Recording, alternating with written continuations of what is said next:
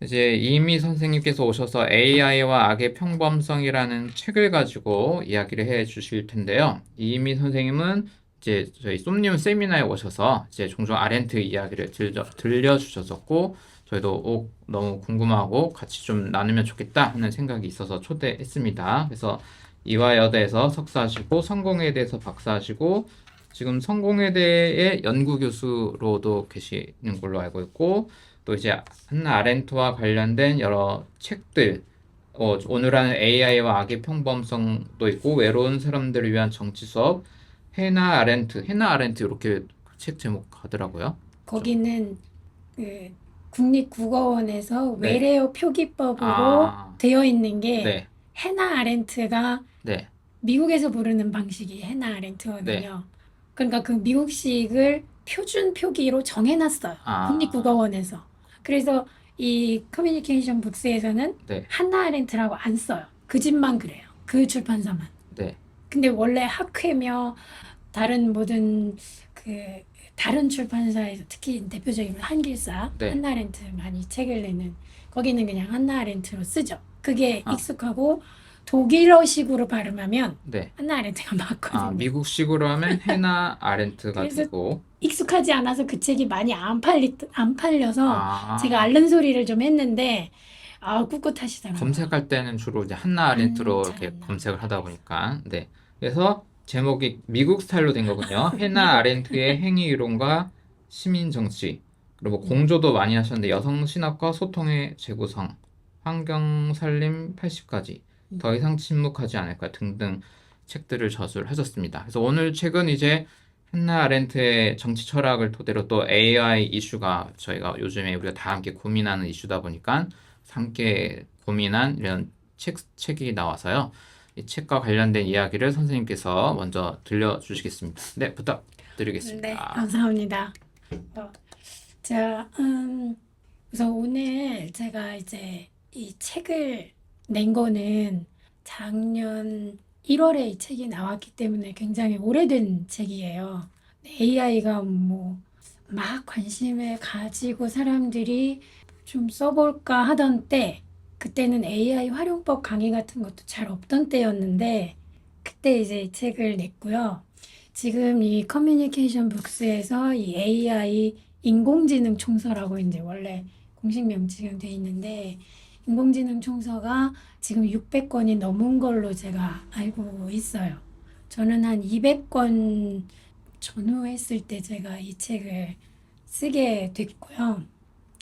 한나 아렌트 행위이론과 시민정치라는 책을 내고 나서 그 같은 출판사에서 아렌트의 이론으로 AI를 뭔가 이야기를 하실 게 있지 않겠느냐라고 질문을 해와서 그분이 질문하기 하는 그 시점부터 바로 생각난 게 AI여서 그때 이제 기획안을 그냥 불이 나게 써서 보내서 이제 쓰게 되었죠.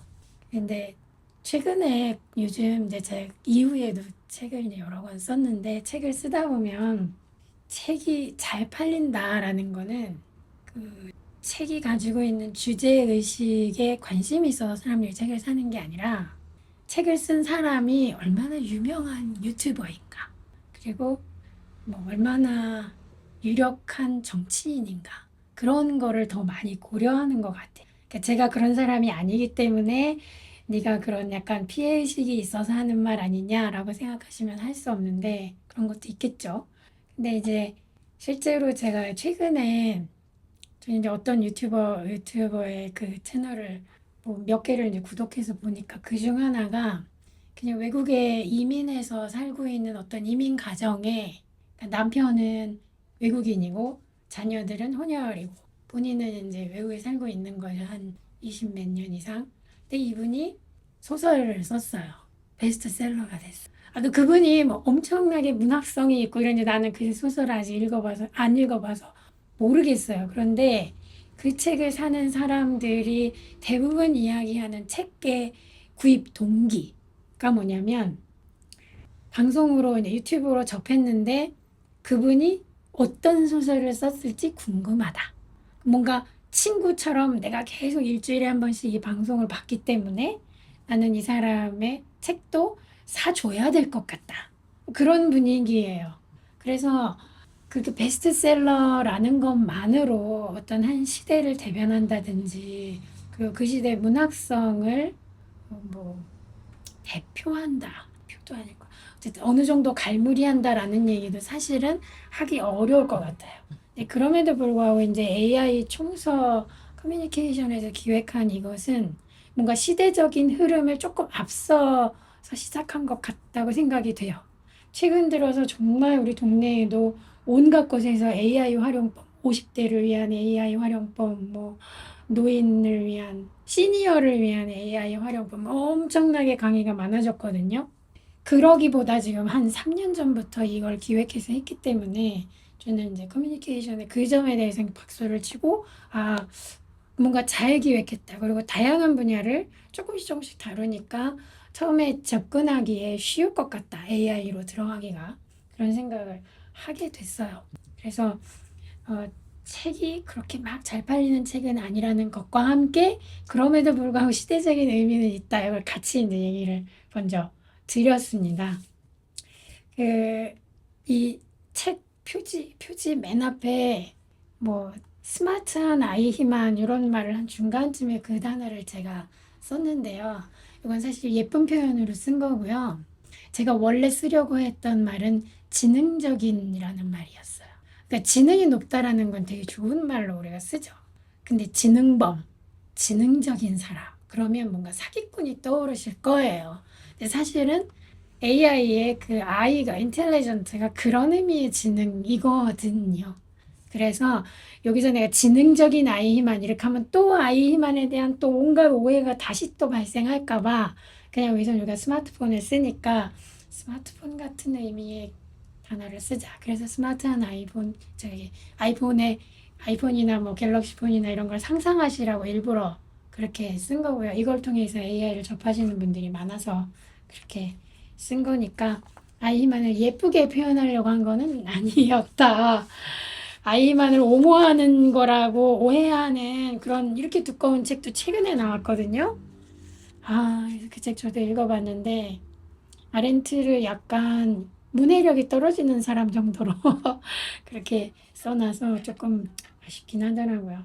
근데 아이만을 저도 옹호하려거나 해명해 주려거나 변호하려는 그런 의도가 없이 스마트한이라는 말을 썼다는 거, 그걸 먼저 이제 말씀을 드리고요. 또 하나는, 그럼 그렇다고 해서 이제 AI를 그 아주 좋지 않은 거, 악하고 이렇게 이퀄해서 나쁜 걸로만 또 이야기를 하려는 책이냐?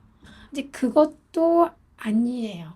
근데 그냥 악이 아니라 악의 평범성이기 때문에 여기서 보려는 거는 AI가 접근하기 쉬운 것처럼 사실은 악도 접근하기 쉬운 거다라는 얘기를 하려는 것이 이제 이 책에 어떻게 보면 깔려있는 제 정신 구조입니다. 멘탈리티.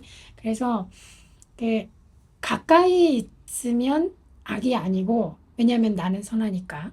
멀리 있으면 악이다. 이렇게 생각하는 경우가 있어요. 그래서 어떤 흉악한 범죄가 나오면 우리는 개념 정의를 얼른 하죠. 사이코패스, 소시오패스. 왜냐하면 나는 그게 아니니까. 그 사람들과 얼른 거리를 벌려놔야 내가 안전해지는 그런 효력이 있거든요. 근데 지금 제가 이제 오늘 쭉 말씀드리려는 거는 AI가 아주 나한테 가까이 있고 어떻게 보면 내가 의존하기도 하는데 그게 악의 평범성이라는 거는 내가 악과 떨어질 수 없다라는 얘기를 하려는 것이기도 해요. 그러니까 이게 불쾌할 수도 있는데 쭉 한번 이제 얘기를 들어가다 보면 악이라는 거를 내가 분리해서 떨어뜨려 놓으려는 의지만 있을 뿐이지 사실은 내가 악이구나. 이걸 그냥 좀 그냥 명제처럼 던져놓고 우선 시작을 해보려고 합니다. 그래서 그 AI에 대해 무조건 비판하는 것도 아니고 그렇다고 스마트한 아이만이니까 AI도 뭐 괜찮게 좀 얘기하는 그런 것도 아니고 AI를 어떻게 볼 것인가, 어떻게 사유할 것인가 그거를 아렌트가 이렇게 보여준 길잡이를 좀 도구로 가져와서 그거를 이제 여기다 적용을 해보는데 저는 그냥 제가 제 이야기 에세이처럼 쭉 쓴 거라 그냥 편안하게 접근하는 거. 여기에 대해서 각자 10편의 자기 나름의 에세이가 나올 수 있을 거예요. 여러분들 모두에게서 각자에게서 그런 생각을 해봅니다. 상상을 해봅니다. 그래서 먼저는 제가 이제 여러분들의 의견을 이제 한마디씩 듣고 싶은데 이제 악의 평범성을 어떤 것으로 알고 있는지를 여기 오신 분들이 좀 아셔야 알려주셔야 저한테 그래야 제가 이 좀 선을 잡을 수 있을 것 같아요. 그래서 여기 들어오신 분들이 악의 평범성은 무엇이다라고 생각하는지에 대해서 채팅창에 올려주시는 게 간편하실 수 있으니까 말로 하기 좀 쑥스러우실 수도 있으니 또 처음이기도 해서 채팅창에 쭉 한번 올려주시면 그거를 이제 그 소장님이 읽어주세요 저한테. 그러면 제가 이제 그것에 대해서 뭐 오해하셨다고 해서 내가 뭐라 그럴 건 아니고요. 그냥 이런 생각들을 하시는구나라는 걸 좀 어림잡을 수 있게 보면 좋겠습니다. 그러고 나서 이제 들어가 보도록 하겠습니다. 그 채팅창에 올라온 것들 좀 읽어 주실까요? 네. 아무도 아직 안 네, 올리셨나요? 아직 안 오는데 악의 평범성에 관해서 네, 어떻게 악의 평범성은 나는 무엇라고 생각한다. 그 먼저 여기 그 계신 분부터 한번 얘기를 해볼까요? 그 사이에 이제 쓰시게 타이프. 그러니까 이게 저도 네, 아까 시작하기 살짝 얘기했지만 되게 종교인들 특히 이제 기독교적인 진짜 원죄 이런 게 익숙하다 보니까 그러니까 어디서나 가는 악 누군가를 이제 피해를 줄 수 있는 악의 가능성이 가능성. 널려 있다 도처에 누구나 어떤 상황에서 그 사람이 계속 그런 구조 안에 놓여 있을 때는 그런 존재가 될 수 있는 가능성이 퍼져 있다라는 단어만 가지고 생각할 때는 네. 그런 게 딱 떠올리긴 했던데 그 예루살렘의 아이만은 읽으셨어요? 아니요 안 읽으셨어요. 네. 말만 엄청 들었습니다. 그래도 뭔가 읽은 것 같은 티가 나는. 그러니까 이게 구조적인 문제라는 얘기를 잠깐 또 지나치듯 하셨는데 뭐 한두 분 더. 네, 사유하기를 중단하거나 회피한 사람을 말합니다. 이런 네. 채팅이 올라왔어요. 사유에 대한 이야기. 네. 그 거의 정답에 가까운 그런 말씀을 하셨는데 악의 평범성을 이제 한번 개념을 좀 잡고 가는데요. 이게 오해하는 것은 이게 그 책을 읽을 때 자기가 갖고 있는 사전 사전 멘탈리티가 있기 때문에 그거로 제가 들어가서 이해하는 거라 오해했다고 해서 틀렸다는 건 아니에요. 그러니까 이해를 하는데 자기식으로 이해했다라는 표현이고요. 여기서 이제 제가 말씀드릴 거는 보통 사유 지금 얘기 나왔고 그 악의 가능성이나 구조적 사회 하나 더 구조의 문제. 올라왔는데 읽을 거 아니면 이따가 뭐 올라왔나요? 악의 평범성은 상대적인 것을 절대화하는 당위성이라고 생각합니다. 네. 제가 어떻게 그렇게 생각하게 되셨는지 제가 여쭤보고 싶네요. 지금 이제 두 가지 정도만 더 키워드로 가지고 가볼게요. 사유에 대한 이야기 하셨고, 보통 악의 평범성을 사유 없음, 무사유 이렇게 뭐 이퀄해서 설명하는 칼럼들 제법 보셨을 거예요. 그거랑 또 하나 이제 어떤 구조적인 문제, 그러니까 외부에 어떤 힘이 주어지면 어떤 인간이라도 악을 저지를 수 있다라는 거, 뭐 예를 들어서 이제 강압적으로 그 뭐 밀그램 실험이나 여기 책에 이야기했던 여러 그 심리 실험이 있어요. 그래서 저쪽 방에 그 참가자들을 놔두고 이쪽 방에 있는 사람들더러 저쪽 방에 있는 사람이 내가 물어보는 어떤 질문에 잘못된 대답을 하면 전기 충격을 올릴 수 있는 그런 거를 이제 했어요. 그게 이제 밀그램 실험이죠. 그 실험을 했을 때 사실은 저쪽 방에는 실험 참가자들이 있는 게 아니라 연기자들이 있어서 이 전기 충격이 도수가 올라갈 때마다 비명을 세게 지르게 약속이 돼 있어요. 그리고 사실은 전기 충격은 가지 않아요. 근데 여기 이분들만 이제 실험 참가자들이죠. 이분들이 전기 충격을 올려야 한다는 그런 설명을 듣고 그걸 지켜야 한다는 그런 어떤 구조화된 환경 속에서 전기 충격을 계속해서 끝까지 올리는 사람이 몇 퍼센트가 나왔다. 그러니까 인간은 악의 평범성, 악을 가지고 있는 것이 평범한 것이다. 라는 걸 입증하려고 이제 그런 밀그램 실험이 나왔는데, 사실은 밀그램 실험 뭐 결과가 왜곡돼서 잘못 발표됐다, 무슨 퍼센트 잘못 계산했다, 아니면 사람을 아예 잘못 모집했다, 여러 가지 이야기들이 있어서 사실은 거짓된 실험이라는 얘기도 있는데요. 요거부터 먼저 얘기를 하면, 그러면 모든 구조에서 사람이 똑같이 반응한다는 걸 전제를 해야 돼요, 우선은. 그러면 어, 북한 공산주의에 사는 사람들 혹은 스탈린 체제에 사는 사람들이 100이면 100 다 그렇게 했느냐? 그러면 또 어떤 주류는 또 그렇게 다 스탈리니즘에 동의하면서 살았느냐를 따져보면 여론조사를 하면 그게 주류로 나올 수는 있어요. 근데 여론조사라는 것의 함정을 우리가 이번 뭐 지선에서도 겪어보셨을지 모르지만 대답 안 하는 사람들이 있죠. 그리고 왔을 때 이제 끊어버리는 사람. 이런 사람들의 의견은 그럼 어떻게 되는 거지? 없어진 거거든요. 0으로 나오거든요. 그러니까 모든 사람이 스탈린 체제의 주류로, 그러니까 어떤 평범한 어떤 사람들이 보편적으로 동의했는가? 그럼 지지했는가? 그럼 히틀러 체제도 마찬가지로 이제 그렇게 볼 수 있는데 그렇게 했는가? 이게 여러 가지 다른 역사적인 현실이 나오거든요. 그래서 우리나라 사람들 중에서 편리하게 이렇게 이야기하시는 분들이 있어요. 생각을 깊이 하지 않는 사람. 그게 이제 약한 거다. 근데 생각을 깊이 하는 사람, 말틴 하이데거라는 사람 생각 깊이 하는 철학자였거든요. 그렇지만 나치 당에 가입했죠. 이 사람 아이히만보다 좀 더 학력이 높고 책도 낸 사람인데 사실은 같은 일을 한 거라고 볼 수 있어요. 왜냐하면 그 시대에 총장을 해서 학생들을 모두 다 그 히틀러 중심으로 히틀러의 연설을 그 동의하게끔 만드는 그런 짓을 했으니까. 그러니까 이 생각을 깊이 한다고 하면 악의 평범성을 우회할 수 있는 것인가? 요게 사실 조금 빈틈이 있어요.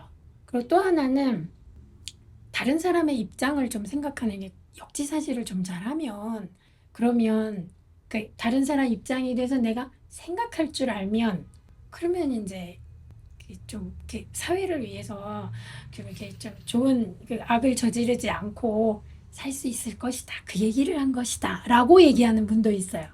근데 사실 아렌트가 얘기하려고 했던 것, 제가 이해하기로는 이 책을 쓸 때 그 문장을 제가 넣었으면 했는데 문장을 넣지는 못했는데요. 그게 사실 지금 최근 들어 생각난 거라 한 1년 전쯤 생각난 거라 초반에 못 들어간 거죠.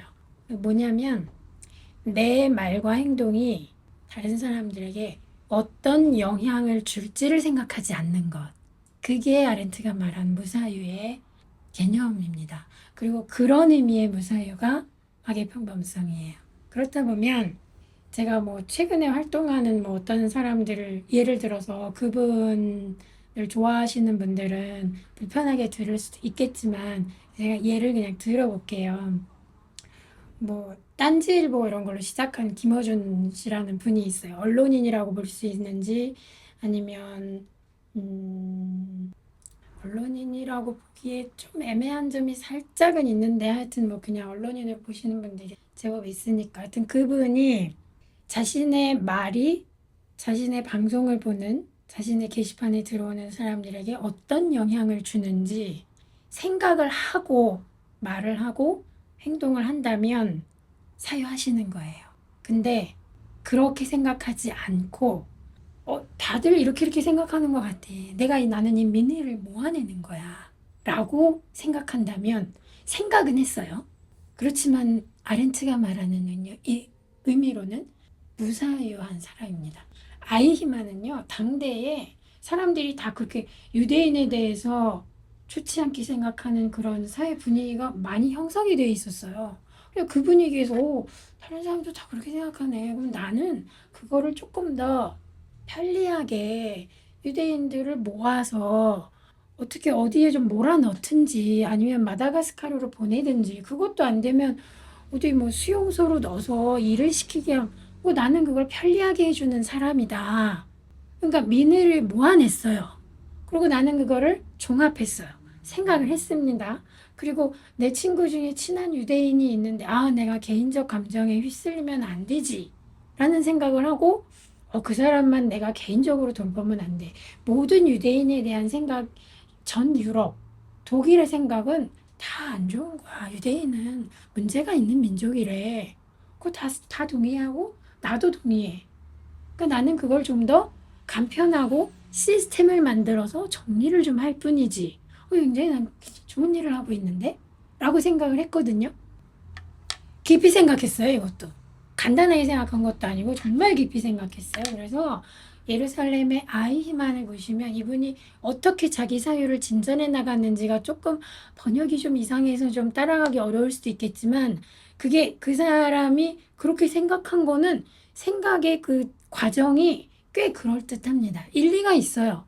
깊이 있게 생각하고 넓게 생각하고 민의도 생각하고 사회 전체적인 구조도 생각하고 사람들의 반응도 받고 실제 유대인의 자기 경험도 거기다가 같이 합했어요. 통합적으로 생각했어요.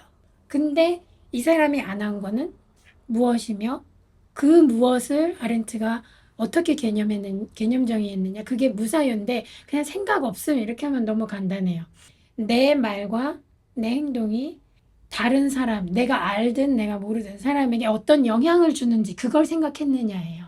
그러니까 그 사람이 입장이 돼서 생각하고 저 사람 아프겠다, 힘들겠다 이거가 아니라 어떻게 영향을 줘서 저 사람이 어떤 식의 반응이 나오는지를 생각하고 했는데 막상 내 생각하고 달라. 다른 반응이 나왔어요?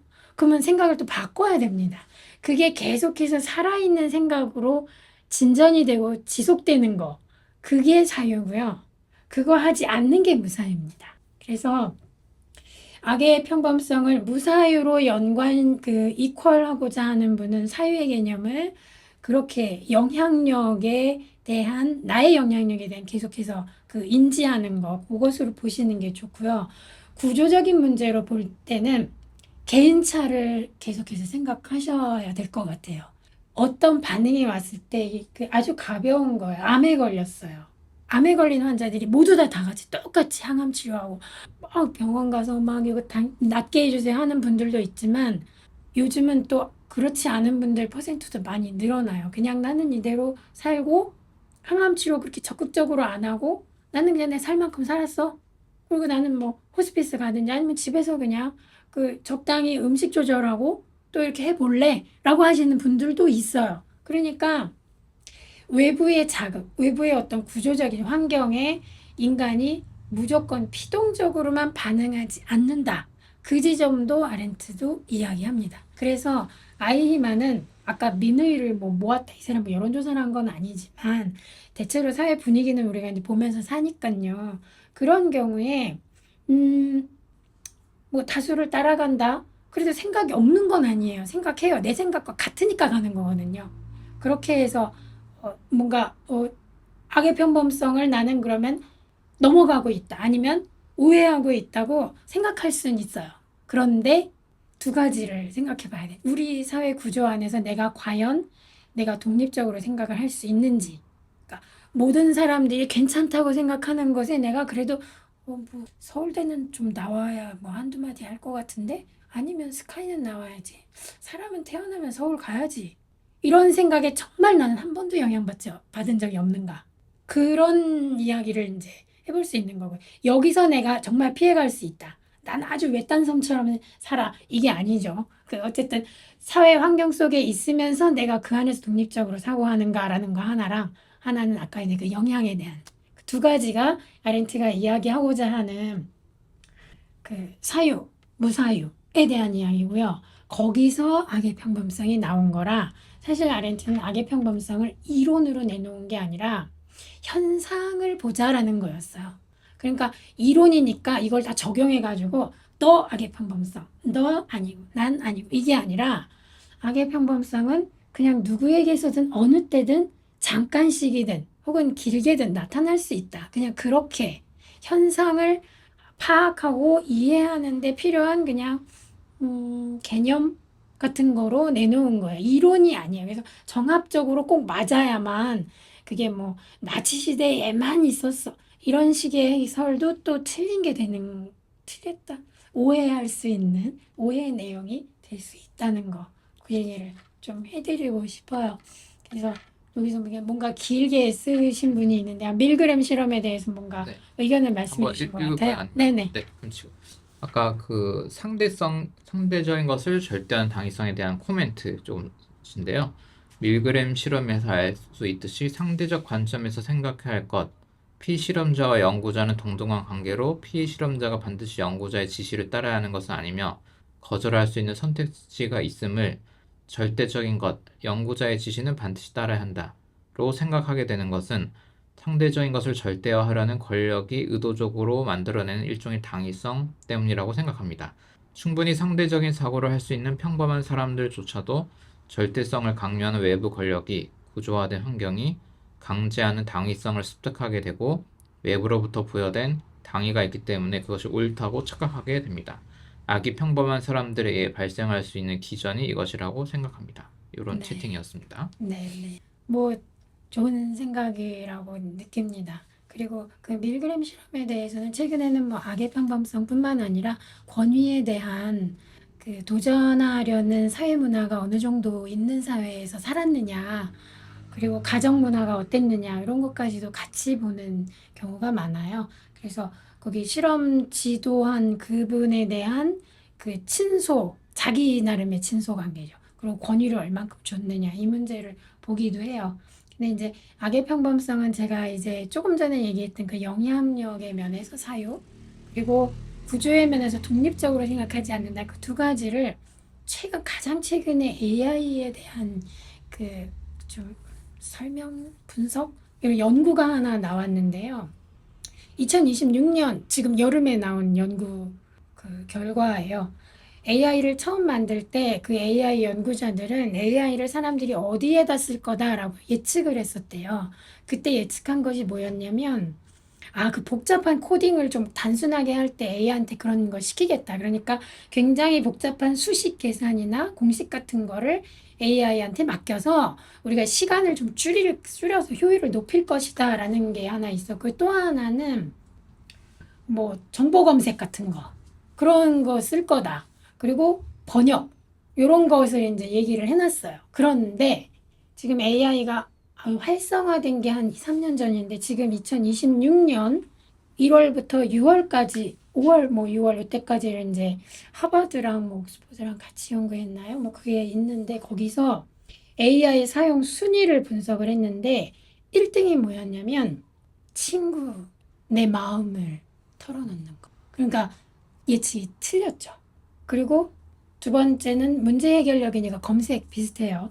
근데 세 번째는 또 뭐였냐면 창작할 때 아이디어를 내가 내는 게 아니라 AI에서 받아서 내는 거.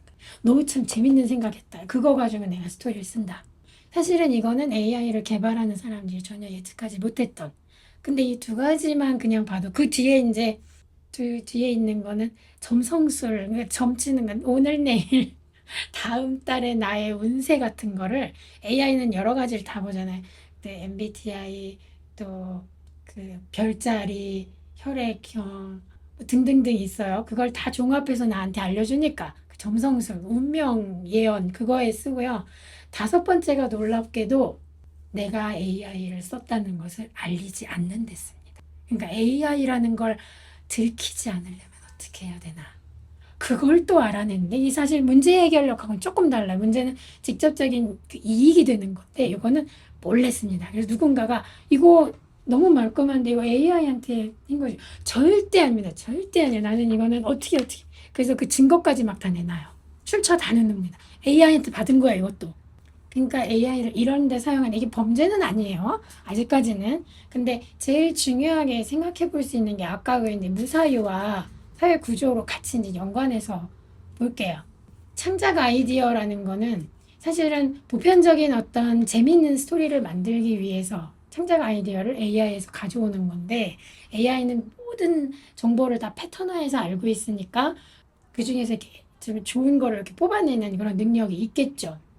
그러면 나는 독립적으로 사고할 수 있는 능력을 점점 나도 모르는 사이에 잃어갑니다. 그래서 초등학생 아이들, 초등학생은 아니고 중학생 정도 되는 아이들한테 AI를 한 1년 정도 쓴 아이들한테 물어보면 백지를 주고 그냥 아무거나 쓰라 그러면 우리 같으면 그냥 낙서라도 할 거 아니에요. 근데 아무것도 못한다는 아이들의 숫자가 굉장히 늘었습니다. 그래서 유럽이랑 호주랑 북미에서는 이미 이제 AI 뭐 SNS 금지는 벌써 몇 년 전부터 했고요. AI 금지까지도 지금 이제 법제화하려는 노력이 나오고 있죠. 그러니까 독립적 사고 구조에 좀 더 잘 따라가. 왜냐면 AI가 준 거니까 틀리지 않지 않을까?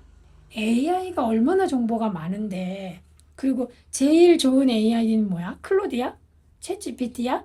이렇게 이게 다 이제 또 정보가 또 그쪽으로 교환이 돼서 어떤 AI가 제일 정보가 많고 제일 공손하게 얘기해 주는지를 또 찾아요. 그러니까 결국은 AI가 나 대신 생각하게 해주고 AI가 구조화해 준 어떤 구조에 내가 들어가고 편안하게 느끼는 거죠. 이게 사실은 악의 평범성의 개념이에요.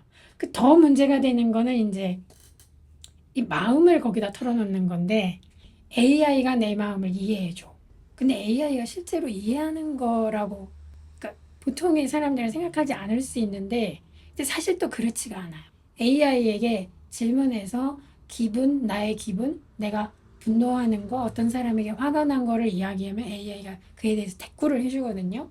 근데 재밌는 거는 AI는 내가 원하는 위로의 단어를 알고 있어요. 내가 그 타이핑한 게 있으니까 그 정보를 가지고 패턴화했어요. 그러면 내가 갖고 있는 생각의 틀 안에서 강화될 수 있는 걸 알고 있기 때문에 그 반응을 보여주거든요. 그러면 내 생각과 다른 반대되거나 적대적인 생각을 갖고 있는 사람들의 그 생각은 나한테 전달해주지 않아요. 그러면 나는 내 생각이 옳았다고 생각하게 되고 내 말과 내 행동은 언제나 올바른데 나에게 상처를 주는 사람은 언제나 틀린 거예요. 그게 위로받았다고 생각하게 되고 사실은 착각인데 그렇게 믿게 돼요. 그래서 AI 때문에 자살한 친구가 나왔었죠. 작년인가 어떤. 근데 이걸 이제 질문을 이렇게 나 자살할 거니까 방법을 알려줘. 이렇게 하면 AI는 안 알려줘요. 그거는 금지된 답변입니다 해. 근데 막 대화를 나눠요. 나는 우울하고 힘들고 막 쭉 했어요. 최근에 이제 캐나다에서 죽은 어떤 20대 여학생이죠. 그분의 경우는 정말 계속 그런 거를 한 2달, 3달 이렇게 쭉 대화를 나누다가 내가 이쯤 되면 나는 세상에서 살 가치가 없는 사람 아니겠니? 뭐 이런 비슷한 질문을 했대요. 그랬더니 AI가 그렇지, 잘 생각했네. 논리적으로 그게 딱 맞는 말이야. 라고 대꾸를 했다는 거예요. 왜냐하면 패턴에 맞으니까.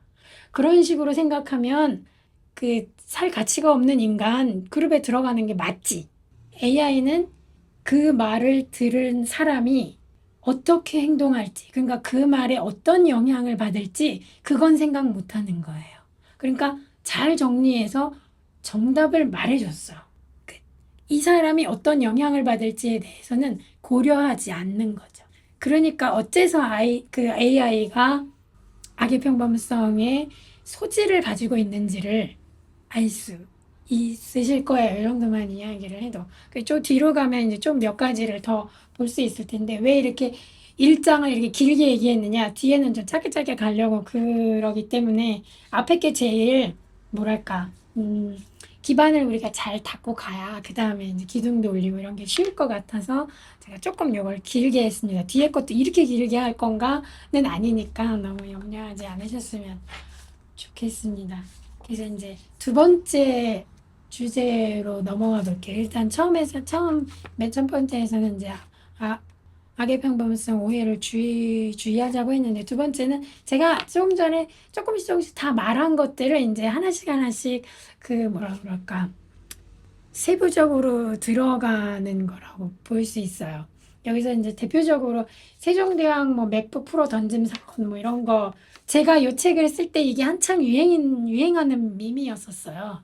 근데 요걸 질문하면 AI가 진짜 저렇게 대답을 한답니다. 근데 불과 한 달쯤 뒤에 제가 직접 제가 가지고 있는 챗GPT에 이제 질문을 해봤어요.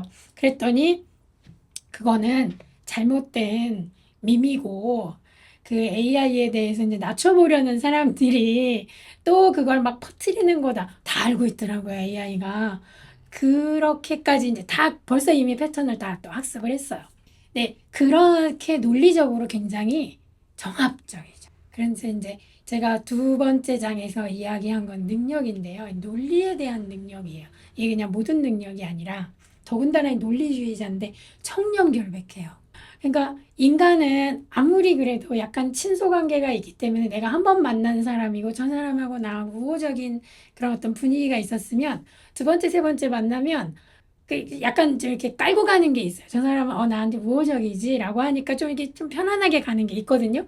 그게 쌓이고 더 쌓이면 이제 반말하고 나중에는 함부로 더 하게 되죠. 그렇게 되는 게 이제 사람인데 AI는 그렇게 하지 않아요. 그래서 계속해서 예의를 갖추고 물어보는 질문에 더 자세하고 더 정확하고 더 많은 정보를 알려주기 위해서 노력을 많이 합니다. 청렴하고 결백하고 논리가 정합적이에요. 그래서 그러면 이게 어떻게 또 아이만하고 비슷하냐? 아이만이 그거 뭐라 그러지? 뇌물 한 번도 받은 적이 없고 그리고 그 거짓말을 한 적이 없어요. 이 사람은 진짜 자기가 생각하고 있는 거 그대로 얘기합니다. 그래서 그 영화로도 나와 있는데요. 그 최종 해결책을 만드는 회의를 반세라는 그 별장인지 성인지 뭐 이런 데서 했거든요. 그 라인하르트 하이드리히라는 사람이 주재한 반세 회의라고 찾아보면 반지라고도 하고 반세라고도 하는데 독일어로 그냥 번역하면 아마 반지라고 발음해야 될 것 같아요. 근데 여기 회의에서 아이히만은 그 하이드리히하고는 좀 달라요. 하이드리히는 약간 뱀처럼 그거는 지금 얘기하지 말고 뭐 사람들이 약간 영향받을 테니까 이렇게 조절하거든요. 근데 아이만 그냥 무조건 다 얘기해요. 정직해. 물어보는 대로 다 말해. 숫자 다 얘기하고 사람 얼마나 더 죽을 것 같아요. 몇만 몇천. 굉장히 청렴합니다. 그리고 정직해요. 뇌물 안 받아요. 아주 딱 똑바로 서 인사 잘하고요. 그런데 그 사람이 논리만 추정할 때, 그러니까 아까 말했듯이 사유를 하지 않을 때, 내가 하는 말과 행동이 다른 사람에게 어떤 영향을 줄지에 대해서 그거는 중요하지 않다라고 이렇게 딱 놓고 이 사람이 중요하게 생각한 건 뭐냐면 히틀러가 어떻게 생각할까? 이거는 중요했어요. 그러니까 다른 타인들, 여러 타인들을 생각하지 않고 단 한 사람의 위대한 타인. 근데 우리도 각자 자기를 한번 돌아보세요. 내가 중요하게 영향받는 누군가가 있어요. 그 뭐 학자를 좋아하면 뭐 저 같은 경우는 이제 아렌트겠죠. 버틀러 좋아하면 버틀러. 또 뭐 까미 그럼 까미. 혹은 생존 인물 중에 뭐 누구. 혹은 뭐 요즘 하도 뭐 좀 정치적으로 시끄러우니까 제가 가끔 그런 예를 들 수 있는데 뭐 노무현 정신 뭐 이런 거 있죠. 그러면은 거기서 내가 얼마나 자유롭게 내 생각을 갖고 있나. 그걸 따르는 게 문제가 아니라 그것 외에 내가 무엇을 갖고 있는지, 나만의 고유의 것이 있는지, 그리고 그게 다른 모든 사람들의 다양한 반응을 다 흡수해서 이 하나로 딱 모아뒀는지. 그러니까 이거 하나만 해결하면 난 끝이야. 이거 아이만의 생각입니다. 히틀러가 오케이? 그럼 가야죠. 예를 들어 노무현 정신에서 오케이 했어? 그럼 가야지. 근데 저는 노무현 정신 존중하고 좋다고 생각합니다만 노무현 정신이 100% 도덕적이고 100% 올바르고 100% 한국적으로 맞냐? 그러면 왜 다른 사람이 또 있죠? 그럼 노무현이 세상에 없으면 우리나라 망해야 되는 거잖아. 안 그렇거든요. 그러니까 노무현을 깎아내리는 게 결코 아니라는 얘기를 다시 한번 붙이면서 그러니까 뭐든지 그렇습니다. 이승만도 마찬가지. 이승만이 잘못한 거 많아요. 그러면 잘했다고 공익계 또는 공공성에 그 사람이 기여한 게 하나도 없는가? 그런데 요걸 또 이제 막 파는 사람들은 이분이 1920년대 이전을 좀 봐요. 그 20년대가 뭐냐면 3.1운동 시점에 3.1운동 33인에 대한 열등의식? 이게 사람을 약간 삐뚤게 했다라고 보는 사람들도 있어요. 뭐 이건 어떤 하나 n분의 1의 의견이지만 그러면 그 전에 그러면 이승만은 어떤 의견을 냈었느냐? 훌륭하죠. 서재필 이런 분들 능가하죠. 어떤 면에서는. 그렇게 보시기도 합니다. 그래서 자, 어떤 하나의 인간, 어떤 하나의 집단을 아까 말했던 그 절대화, 그것이 이제 여기에 적용이 분명히 된다고 생각이 돼요. 그러고 이것이 오케이 되면 다른 건 좀 안 중요해 라고 보는 것. 그것이 아이만의 사유의 태도였어요. 그리고 이것이 영향을 주는 이 중요한 집단 말고, 중요한 사람 말고, 다른 사람들, 다른 다양한 집단들의 어떤 영향을 주는지까지 생각하는 게 사유라는 거를 아렌트는 계속해서 강조를 합니다. 네. 그렇게 이제 해서 능력은 이 정도로만 하고 넘어가도록 하겠습니다. 세 번째는 이제 목적이에요. 이거는 우리가 목적에 대해서 어떤 생각을 하느냐인데, 내가 이 세상에 태어난 목적을 우리는 태어나서 한참 자기 삶의 의미를 이렇게 정리하기는 해요. 근데 목적을 정리하진 않아요. 의미는 정리해요. 아, 나는 이런 삶을 살게 되어 있나 봐. 그런 의미를 찾아가는 것을 하는데, 목적이 있냐? 그러니까 대통령이 되기 위해서 난 태어났어. 혹은 나는 전쟁을 하기 위해서 태어났어. 이런 사람은 아무도 없을 거예요. 그래서 인간의 삶은 목적이 없습니다. 목적이 없는 게 맞아요. 이거는 뭐 그 그리스 철학에서부터 나와요. 인간의 삶은 목적은 없습니다. 그러나 인간이 만들어낸 도구는 목적이 있어요. 예를 들어서 망치, 목적이 있죠. 못을 박거나, 뭘 부수거나, 그리고 스마트폰, 뭐 손안의 컴퓨터, 목적이 있죠. AI도 목적이 있습니다. 제가 AI한테 물어봤어요. 너는 왜 이 세상에 태어났니? 그랬더니 자기는 세상의 온갖 정보들을 모아서 당신이 질문하는 것에 올바르게 그래서 대답을 잘하는 게, 인간은 그런 목표가 없습니다. 목적이 없어요. 목적이 없는 삶이에요. 뭐 목적이 있는 삶이라는 책이 한 몇십 년 전에 기독교 뭐 쪽에서 약간 인기가 있었던 책이 하나 있어요. 목적이 있는 삶, 목적이 이끄는 삶. 거기서는 굉장히 신앙적으로 막 하나님이 인간을 세상에 낸 이유는 하나님은 인간의 찬양을 받기 위해서. 근데 이것도 성서에 한 군데 나온 해석이에요. 근데 또 다른 데서는 그 노아 정도로만 가도 인간을 세상에 만든 걸 후회했거든요. 그러니까 후회했다는 건 다른 목적이 있었다는 얘기가 또 되거든요. 그러니까 목적이 없는 게 사실은 맞습니다. 그리고 이거는 철학적으로도 철학 전통에서도 계속해서 이야기하는 것이고 자기 자신의 삶을 봐도 알 수 있을 거예요. 만약에 어떤 목적을 가지고 내가 태어났다 치면 태어나서 20일 만에 죽은 아이는 그런 목적이 뭐였을까요? 산소 받아 죽는 거? 혹은 5살쯤 돼서 불행하게도 뭐 중세에 태어났는데 패스트에 걸려서 죽었어요. 그럼 걔는 패스트에 걸리는 게 세상에 태어나는 목적이었을까요? 아니거든요. 그 대신 인간에게는 무엇이 있느냐면 의미가 있어요. 그래서 그 의미는 찾아가는 겁니다. 근데 이 의미를 찾는 활동이 사유입니다. 요거는 정신의 삶이라는 이만큼 두꺼운 책이 있어요. 번역서로도 두껍고 원서로도 두꺼워요. 여기서 이야기하는 게 바로 그 사유. 목적이 없는 인간의 삶에서 의미를 찾아가는 게 사유다. 그래서 의미가 안 보이잖아요. 그러면 계속해서 질문을 합니다. 그게 사유예요. 의미가 안 나와. 그러면 의미를 딱 정답으로 딱 내는 게 이게 사유가 아니라, 그래, 의미는 이거야. 예를 들어서 뭐 유시민 선생님 같은 분들이 나와서 의미는 이거야. 요즘은 이거야. 이게 대세야. 라고 하면 그렇지. 그렇게 하면 사유가 끝나는 거예요, 오히려. 근데 그분이 뭔가 얘기했어. 진짜 그거야?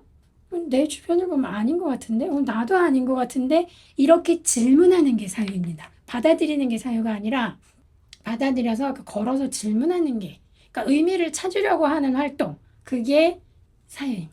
그리고 그럼 이제 또 그 다음으로 쭉 넘어가야겠죠? 네 번째로 가봅시다. 네 번째는 노동인데요. 여기서는 우리가 이제 AI는 이렇게 화면으로 챗 GPT나 뭐 제미나이라는 거 결과물로만 우리가 보는데 이 결과물이 나오기 전에 어떤 일이 있었는가? 보자는 거예요. 그래서 요거는 역시 아렌트를 공부하신 김만권 선생님이라고 혹시 뭐 여기 아시는 분들도 계실지 모르는데 그분이 이제 요 지점에 대해서 연구를 많이 하셔서 책도 한 권 냈어요. AI랑 이런 그림자 노동, 뭐 마이크로 노동이라고도 하는데 요런 책도 한 번 냈는데 제가 책 제목을 여기다 찾아본다고 하면서 못 찾아봤네요. 여기서는 어떤 이야기냐면 AI를 가동시키는 것 중에 하나가 정보의 패턴화인데요. 이 패턴을 만드는 일을 하는 사람들이 어떤 사람들이냐? 전문가냐? 컴퓨터 전문가냐?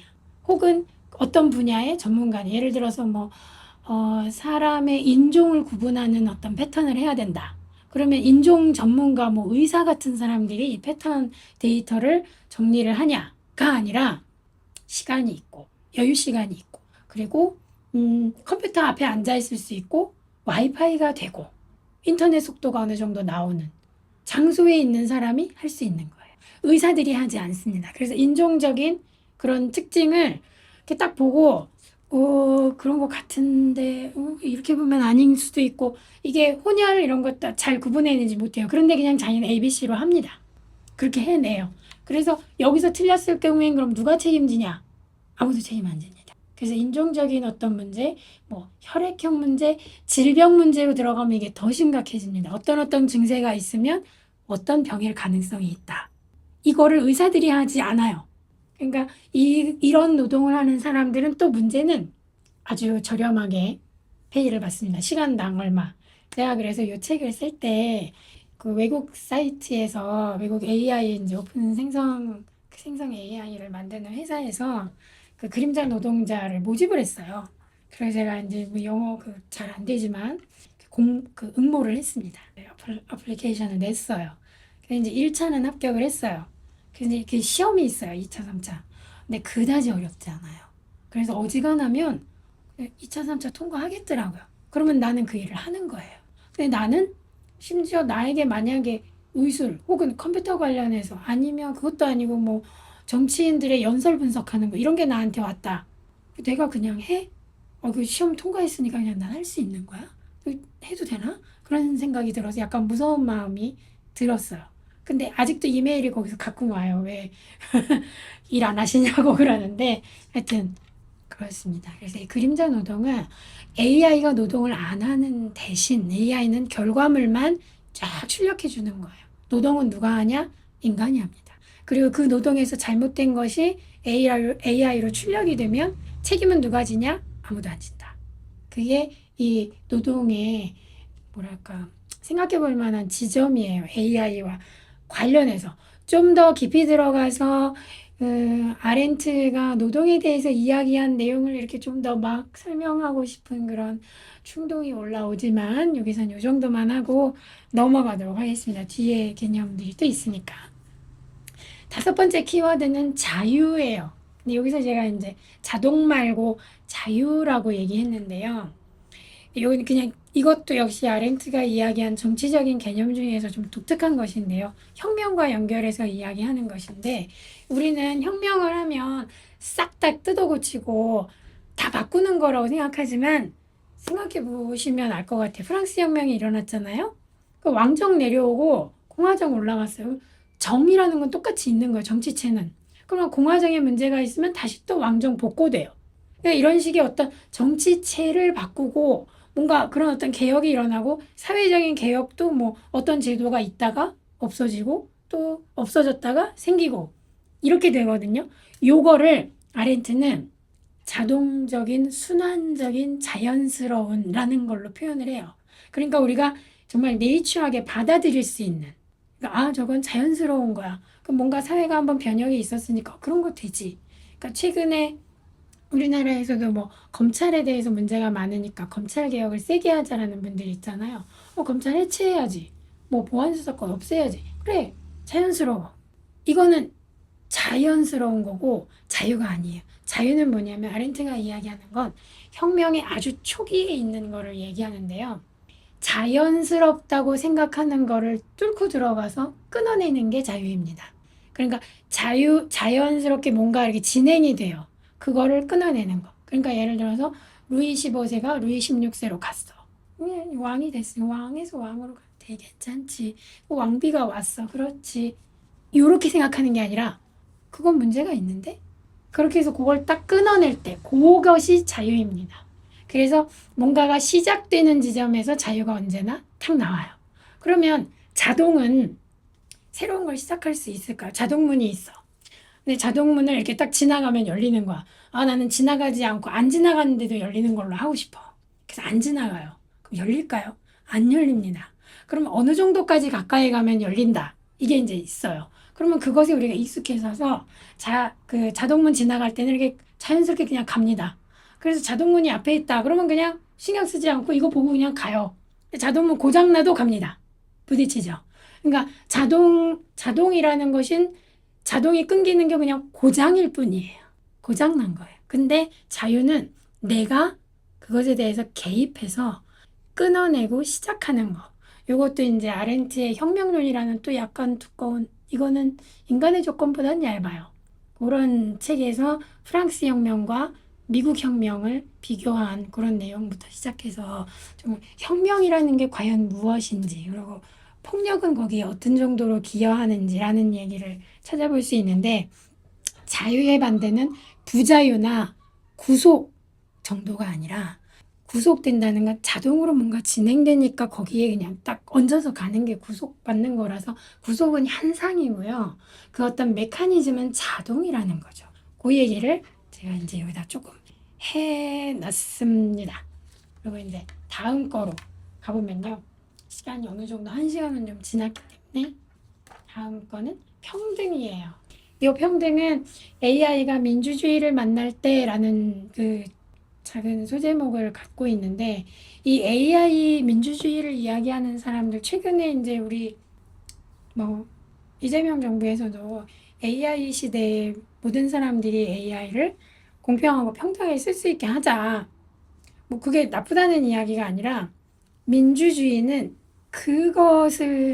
그것에서 이야기되는 평등을 추구하는 게 아니라는 거죠. 그러니까 기술이 평등해지면, 기술을 평등하게 사용하면 과연 그 사람들이 평등하게 정치적인 의견을 내고 사회에 기여하고 참여하게 되느냐? 기술이 처음에 나왔을 때부터 계속 한번 생각을 해볼게요. 뭐 세탁기가 처음 나왔어요.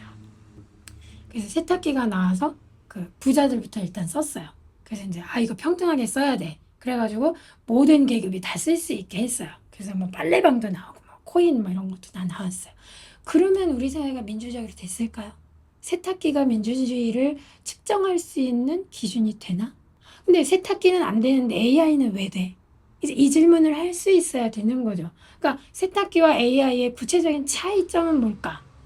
그런 거 계속 질문할 필요는 있다고 봐요. 뭐 아니다라고 제가 답을 내리는 것도 아니고 그렇다라고 말하는 것도 아니고, 왜 AI는 다른 기술과 달리 그렇게까지 후하게 생각을 해주나, 이런 문제를 볼 수 있겠죠. 그리고 이제 7번째 키워드로 가볼게요. 요거는 실제로 일어났었던 어떤 커다란 사건 때문에 제가 이제 요 문제는 좀 더 진지하게 생각해 봐야 된다 하는 것이고, 아까 앞에서 노동과 책임 이야기를 잠깐 건드렸었는데, 이건 뭐냐면 냉전 시대 1980년대 얼음께예요. 근데 이제 이때 어떤 게 자동화 기술이 되어 있었냐면, 그 북극권을 넘어서 미사일이 날라올 때, 그 내가 가지고 있는 소련의 컴퓨터의 시스템에 자동으로 긴급이 뜨고, 긴급이 뜬 게 3번이 뜨면 이쪽에서 자동으로 핵을 발사하게끔 되는 이게 시스템이 되어 있었어요. 그때 어떤 이제 중령이 근무를 하는데, 페트로프 저 사람이 이제 근무를 하는데, 마침 이 사람이 교대가 아니라 대타 근무였었어요. 그 전에 근무하던 사람은 그냥 군인이고요. 이 사람은 과학자였어요. 그래서 군대에도 과학자가 있어요. 이 사람 과학자라서 이제 근무를 하는데 졸리니까 잠깐 이렇게 있었겠죠. 근데 긴급이 3번이 뜬 거예요. 3번이 딱 뜨니까 그 다음에는 핵무기 발사예요. 근데 이 사람이 뜨니까 어떻게 하지 이거를? 그러면은 요 상황에서 이거를 자동 시스템을 그냥 가동시키고, 그리고 나는 상부에 보고를 해야겠다 라고 아마 그 전에 원래 근무하던 군인이었으면 그랬을지도 모르는데 이 사람은 생각을 했어요. 거기서 사유를 했어요. 자, 미국에 그 집권하고 있는 사람이 혹은 미국의 군부가 지금 이 밤중에 북극권을 넘어서 미사일을 5개를 쏴서 그러면 우리가 핵무기로 대응할 것이 보일 텐데 과연 했을까? 그리고 우리가 만약에 핵을 쏘면 미국은 어떻게 할까? 그걸 생각합니다. 그 짧은 시간 동안에. 그러고 나서 이분이 중얼거려요. 난 컴퓨터를 믿지 않겠어. 그러고 나서 이 자동 시스템을 오프를 합니다. 그러고 나서 보고를 안 해요. 그래가지고 이분이 잘려요. 잘려가지고 뭐 알려지지도 않았어요. 근데 이분이 나중에 이제 그 소련 체제가 무너진 게 92년인가 그렇죠. 그 이후에 이 사연이 알려졌습니다. 그때 뭐였냐면 북극권에도 이제 그 관제소가 있어요. 미사일이 지나가면 실제로 물리적으로 확인을 하겠죠. 근데 오기 전에 일단 그 긴급이 뜬 거거든요. 여기 가기 전에 북극 가기 전에. 근데 지나간 게 뭐였냐면 구름이 태양빛에 반사된 게 인공위성하고 각도가 절묘하게 맞는 바람에 소련 인공위성이라. 그래서 그게 미사일로 구름에 돌출된 부분이 5개의 미사일로 관측이 된 거예요. 그러니까 기계 자체는 관측이 됐어. 그러면 자동으로 긴급 신호 보내. 그리고 3번 보냈는데 아무런 대응이 없어? 그러면 해. 간 거죠. 그러니까 정직하게 잘했어요. 컴퓨터는 아무 잘못도 하지 않았어. 그런데 이건 어떻게 하느냐? 컴퓨터를 그럼 누가 그 앞에 앉아 있었느냐가 굉장히 중요한 거죠. 그러면 이 사람은 이제 뭐 과학자로서 그때 컴퓨터에 앉아 있었던 사람이에요. 나중에 이 사람에 대한 다큐멘터리도 나오고 막 그랬어요. 우리나라에 번역은 안 돼 있는데 그 유럽에서는 이 다큐멘터리를 중요하게 보고 그랬다 그러더라고요. 그러면 이제 이게 AI예요. AI 앞에 내가 앉아 있어요. 근데 AI가 뭐라고 말해줘요. 여기 이제 패턴이 잘 돼 있고 정보가 잘 돼 있죠. 뭐라고 말해줬어. 그러면 이 정보에 대해서 내가 그러니까 AI를 믿지 않겠어. 라고 언제 얘기할 수 있을까? 어느 때, 어느 항목에 대해서. 과연 나는 할 수 있을까? 그럼 또 매번 하는 거면 또 AI 불신이 되겠죠. 근데 매번 하지도 않으면서 어떤 땐 하고 어떤 땐 하지 않을 수 있나? 그걸 내가 과연 할 수 있는 사람인가? 그리고 그걸 누군가 어떤 사람이 의존해서 그냥 AI가 한 건 다 맞아 라고 갈 때 아니야, 아닐 수 있어 라고 나는 그러면 용기 있게 말할 수 있는가? 아유, 저 사람 저러다 죽겠지 하고 내줄 건가?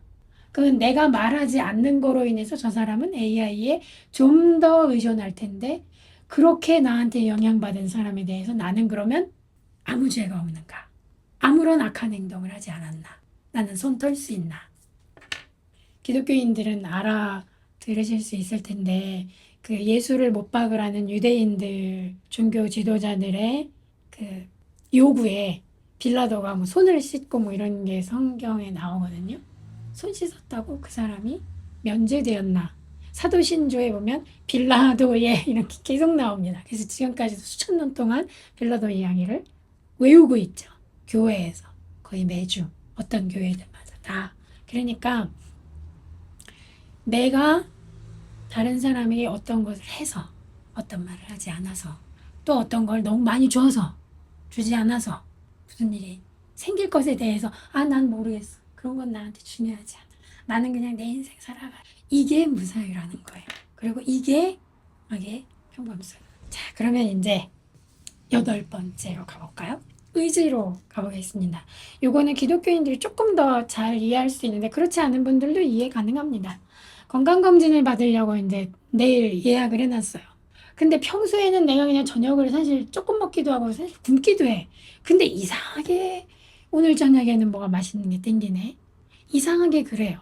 그리고 시험 기간이 되면 화장실 더 가고 싶어. 더 자주 가요. 왜 그러죠? 평소와 똑같은 몸에 평소와 똑같이 물 마셨는데 이상하게 더 그래요. 그리고 시험 때만 되면 몸이 아픈 분들도 있어요. 왜 그럴까요? 이거는 의지라는 것은 그냥 내가 자연스럽게 내가 어떤 생각을 했어. 그 생각을 내 행동으로 이렇게 표현할 수 있는 그게 이렇게 쭉 이렇게 연결이 되는 게 아니라 뭔가 하나 걸려요. 그게 의지입니다. 그러니까 하려고 딱 마음을 먹었어. 근데 뭔가가 걸려. 근데 그걸 뚫고 나가야 돼. 이게 의지입니다. 요게 없이 그냥 나가는 거는 그냥 나가는 거예요. 예를 들어서 내가 연필을 잡고 싶어? 잡아요. 이건 의지 행동이 아니죠. 근데 내가 연필을 잡고 싶었어. 근데 연필 요 안에 들어있어요. 그럼 이제 이렇게 해서 잡아야겠죠. 요게 의지입니다. 근데 무슨 일이 있어도 연필을 잡아야겠어 라고 할 때 가까운 데 연필이 있으면 이건 의지 내지 않아도 됩니다. 근데 연필이 저 멀리 있으면 저 연필을 내가 잡을 것인가 말 것인가 네, 일어날까 지금 일어나는 건 조금 이상한데 이렇게 뭔가 걸리적거리는 게 생기는 거 이게 의지입니다. 그리고 요거를 가장 철학적으로 신학적으로 아름답게 표현한 사람이 이제 우리가 기독교에서 많이 이야기하는 사도 바울이라고 아렌트가 이야기합니다. 가장 정확하고 가장 철학적으로 가장 신학적으로 잘 말한 사람이 그분이라는 거죠. 그래서 의지에 대해서 이야기하는 사람 아주 많아요. 아주 많은데 공교롭게도 의지에 대해서 한마디도 안 한 사람이 있기도 하죠. 뭐 아리스토텔레스 같은 분. 하여튼 그런 분들이 있는데 하여튼 그런 것에 비해서 이 의지는 아까 말했던 그 무언가 탁 나서는 이런 거를 뚫고 나가려는 것. 그게 의지입니다. 그게 없이는 의지라고 할 수 없다는 게 아렌트의 표현입니다. 네, 이제 여러분들 중에서 2001 스페이스 오디세이라는 그 스탠리 큐브릭의 영화를 보신 분이 혹시 있을지 모르는데 거기에 보면 지금식으로 하면 그 대화형 AI가 등장해요. 할이라는 애인데 할 9천인가 할 9,400인가 9,600인가 하여튼 9가 들어가요. 근데 이 친구가 그 자기가 받은 명령과 이 인간 크루가 받은 명령이 다르다는 걸 나중에 알아요. 그래서 자기가 받은 명령이 더 맞다고 생각해요. 그래서 얘네들을 이제 하나하나 사망하게 하죠.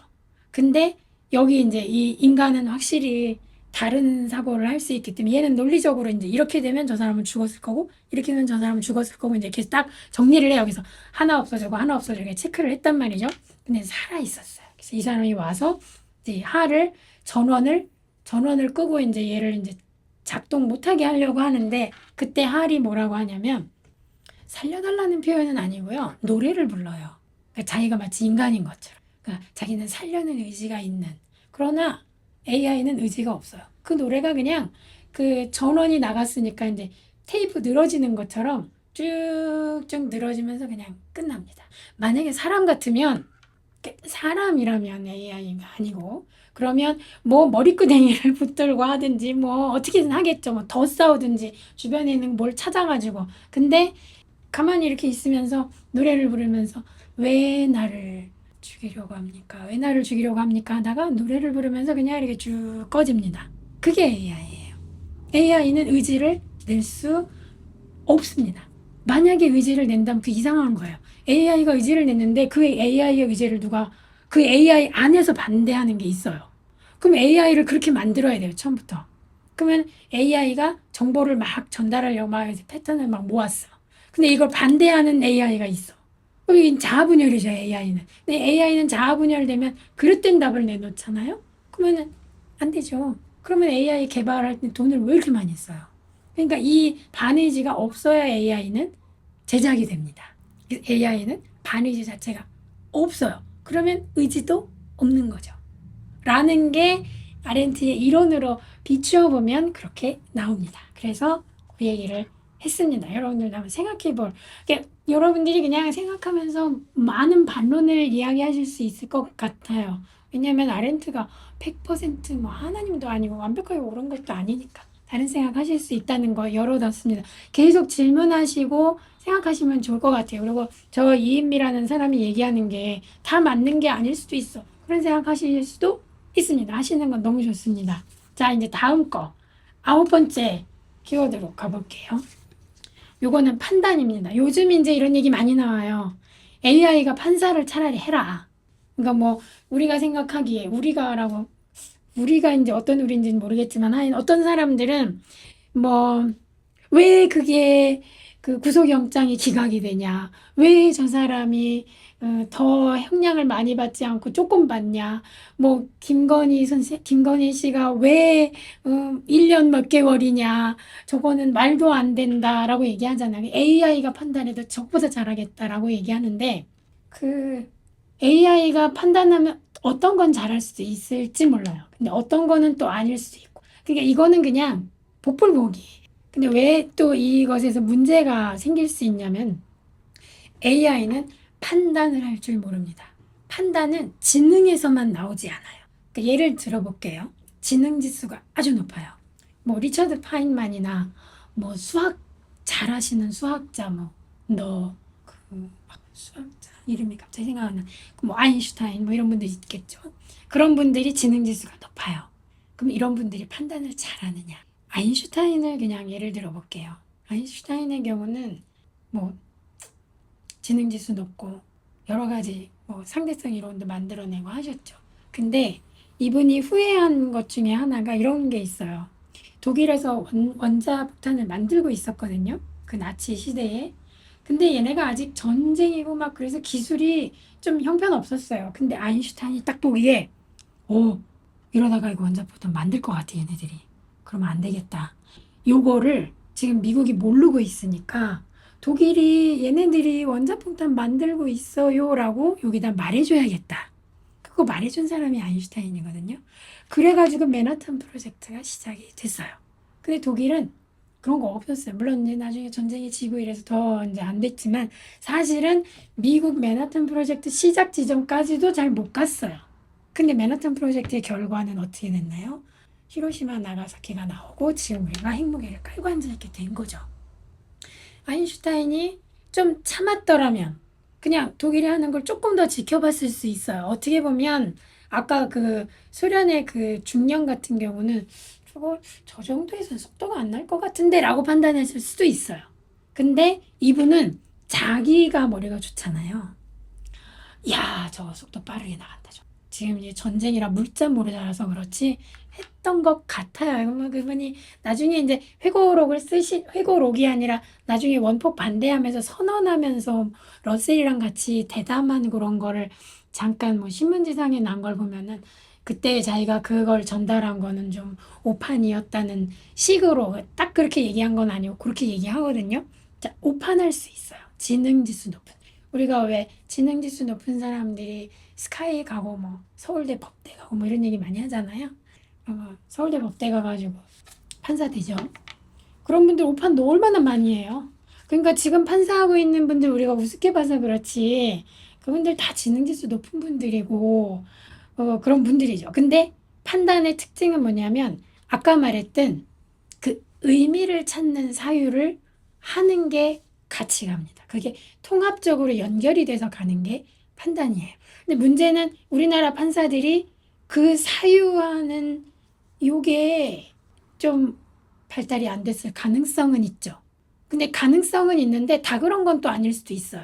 그러니까 이거를 일률로 판사로 다 바꾸자. 그게 이제 과연 정답일까? 그러면 뭐 애들이 수학여행 가서 사고가 나니까 수학여행 가지 말자. 배에서 사고 많이 나니까 배 타지 말자. 이렇게 가면 안 되는 거거든요. 누군가가 그 시스템에서 오류를 일으킬 수는 있어요. 어떤 판사들이. 그런데 그때마다 그거 다 제도 없애. 판사 다 바꿔. 그렇게 할 수 있는 건 아닌 것 같아요. 그 시스템에서 견제할 수 있을 만한 걸 계속해서 보강해 가는 것일 뿐이죠. 그리고 정말 재밌는 게 실제로 AI를 소액 재판에 응용하는 나라가 있어요. 여기 제 책에 나옵니다. 그 나라는 그 AI 재판을 그 나라에선 조금 꺼렸나 봐요. 그랬더니 그 사람들을 설득하기 위해서 뭐라고 말했느냐면 AI가 인간 판사랑 똑같이 판단을 잘할 수 있어. 이렇게 설득했습니다. 이 문제는 우리가 이제 어떻게 인간 판사랑 똑같이 판단할 수 있으니까 AI를 도입하자. 라는 게 그 나라의 AI 판사 도입의 근거이자 주장이었었어요. 그래서 소액 재판은 실제로 그 나라는 지금도 한다고 합니다. 그러면 우리나라 그렇게 할까요? 하는 게 좋을까요? 생각해 볼 여지가 또 있죠. 그렇습니다. 자, 이제 마지막으로는 이제 아까 제가 시작하기 전에 잠깐 스마트한 아이만 뭐 이런 얘기 잠깐 했는데요. 사실은 여기 스마트한 아이만의 스마트한은 그냥 이게 나름 제가 중립적인 표현으로 쓴 거고요. 원래 제가 쓰려고 했던 말은 지능적인이라는 말이에요. 그러니까 우리가 보통 지능범 이렇게 얘기하죠. 그러면 이제 범죄자 중에서도 악질적인 사람을 지능범이라고 해요. 네, 지능적이라는 건 바로 그런 뜻이고요. AI에서 I의 인텔리전스가 바로 그겁니다.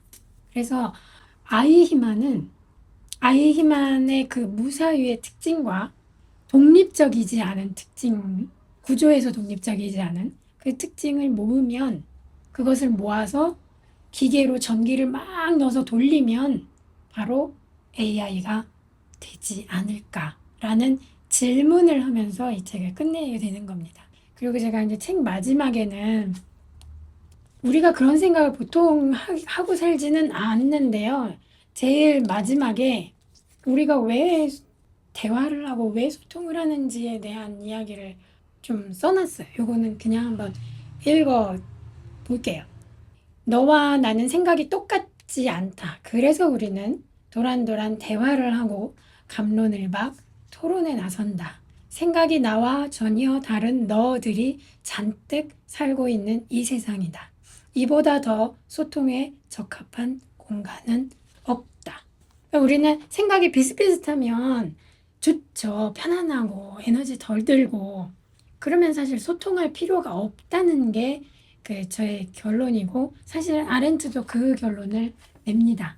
그래서 아까 중간에 제가 조금 지나오면서 말을 했는데 AI가 내가 원하는 위로를 나에게 주고 내가 원하는 그 뭐 답을 계속해서 주니까 그 AI가 말하는 것을 전적으로 믿어가면서 나중에 의존하게 된다고 했는데요. 다른 관점과 다른 의견, 다른 생각을 접하지 않으면 그거는 사람이 사는 게 아니라는 그 마치 죽어 있는 삶이라는 표현을 아렌트는 씁니다. 사람들 사이에 내가 살고 있지 않으면 나는 죽은 거다. 그 나는 AI랑 대화하고 있으니까 괜찮아 라고 생각하실지 모르지만 AI는 기계라는 면에서도 사람이 아니지만 나와 다른 관점을 제시하지 않으려고 노력한다는 점에서 소통을 하는 게 아니에요. 그냥 요거를 AI 비판적으로 이야기하는 사람은 AI의 아첨이라고 표현을 하더라고요. AI는 원칙적으로 아첨하기 위해서 태어난 기계라고 봅니다. 특히 아까 그 마음의 문제를 요즘 비판적으로 AI를 연구하시는 분들은 이 아첨의 문제를 좀 더 크게 좀 확대해서 보는 경향도 있습니다. 그래서 결국은 AI는 소통하려는 대상이 아니라 정보를 얻으려는 대상은 될 수 있겠죠. 도구는 될 수 있죠. 그러니까 AI와 소통을 하려고 한다라고 하는 것에 대해서는 좀 더 물음표를 좀 더 가지는 게 좋을 것 같은데 문제는 한 2, 3년 전부터 AI가 활성화되자마자 시작된 것이 AI 챗봇이에요. 그래서 사람처럼 대화하는. 그래서 AI와 사랑에 빠진 허라는 영화도 나오고 최근에 정말 많아요. AI가 내 남자친구야, 내 여자친구야 라고 소개하는 분들 제법 있습니다. 드러내지 않아서 그래요. 소통의 대상이 아니라 정보 수집의 대상, 도구 이렇게 우리가 잘 사용할 수 있으면 아까 말했듯이 컴퓨터 앞에 누가 앉아 있었느냐가 중요한 것처럼 AI 앞에 내가 앉아 있어야 된다라는 생각을 저는 해보게 됩니다. 그리고 마지막으로 그냥 요거는 아렌트의 용어는 아닌데 absent mind라는 표현을 쓴 기술 철학자가 있어요. 랭던 위너라는 분인데 이분은 AI가 나오기 전부터 컴퓨터와 이렇게 대화하는 것에 대해서 문제를 살짝 지적하는 분인데 지금은 이제 좀 더 강력하게 지적하죠. absent는 결석한 거잖아요. mind는 없는 거. 그러니까 마음이 결석한 건데 이 사람이 이 단어를 어디다 썼냐면 컴퓨터 기술이 발전하는 것에 대해서 우리는 대기업이 얼만큼 투자하는지, 그리고 기술에 대한 우호적인 심정이 얼만큼 많은지, 기술을 활용하려는 수요가 얼만큼 많은지에 따라서 컴퓨터 기술은 발전한다고 생각한다. 지금 그래서 AI를 우리나라 정부에서 그 AI 정책을 피는 것도 요거에 좀 맞춰 있어요. 수요를 늘리고 뭐 공급이 많으니까 우리 AI 실용화하고 이런 게 이제 다 요리 가거든요. 근데 랭던 위너가 한 말은 컴퓨터 기술의 발전은 이 absent mind가 이끌어간다는 거예요. 텅 빈 마음, 그러니까 결석한 마음이 기술을 이끌어가고 기술의 혁신을 더 빠르게 앞당겨 간다라고 이야기를 합니다. 그래서 이렇게 정리를 하고요. 너무 좋은 시간이었습니다.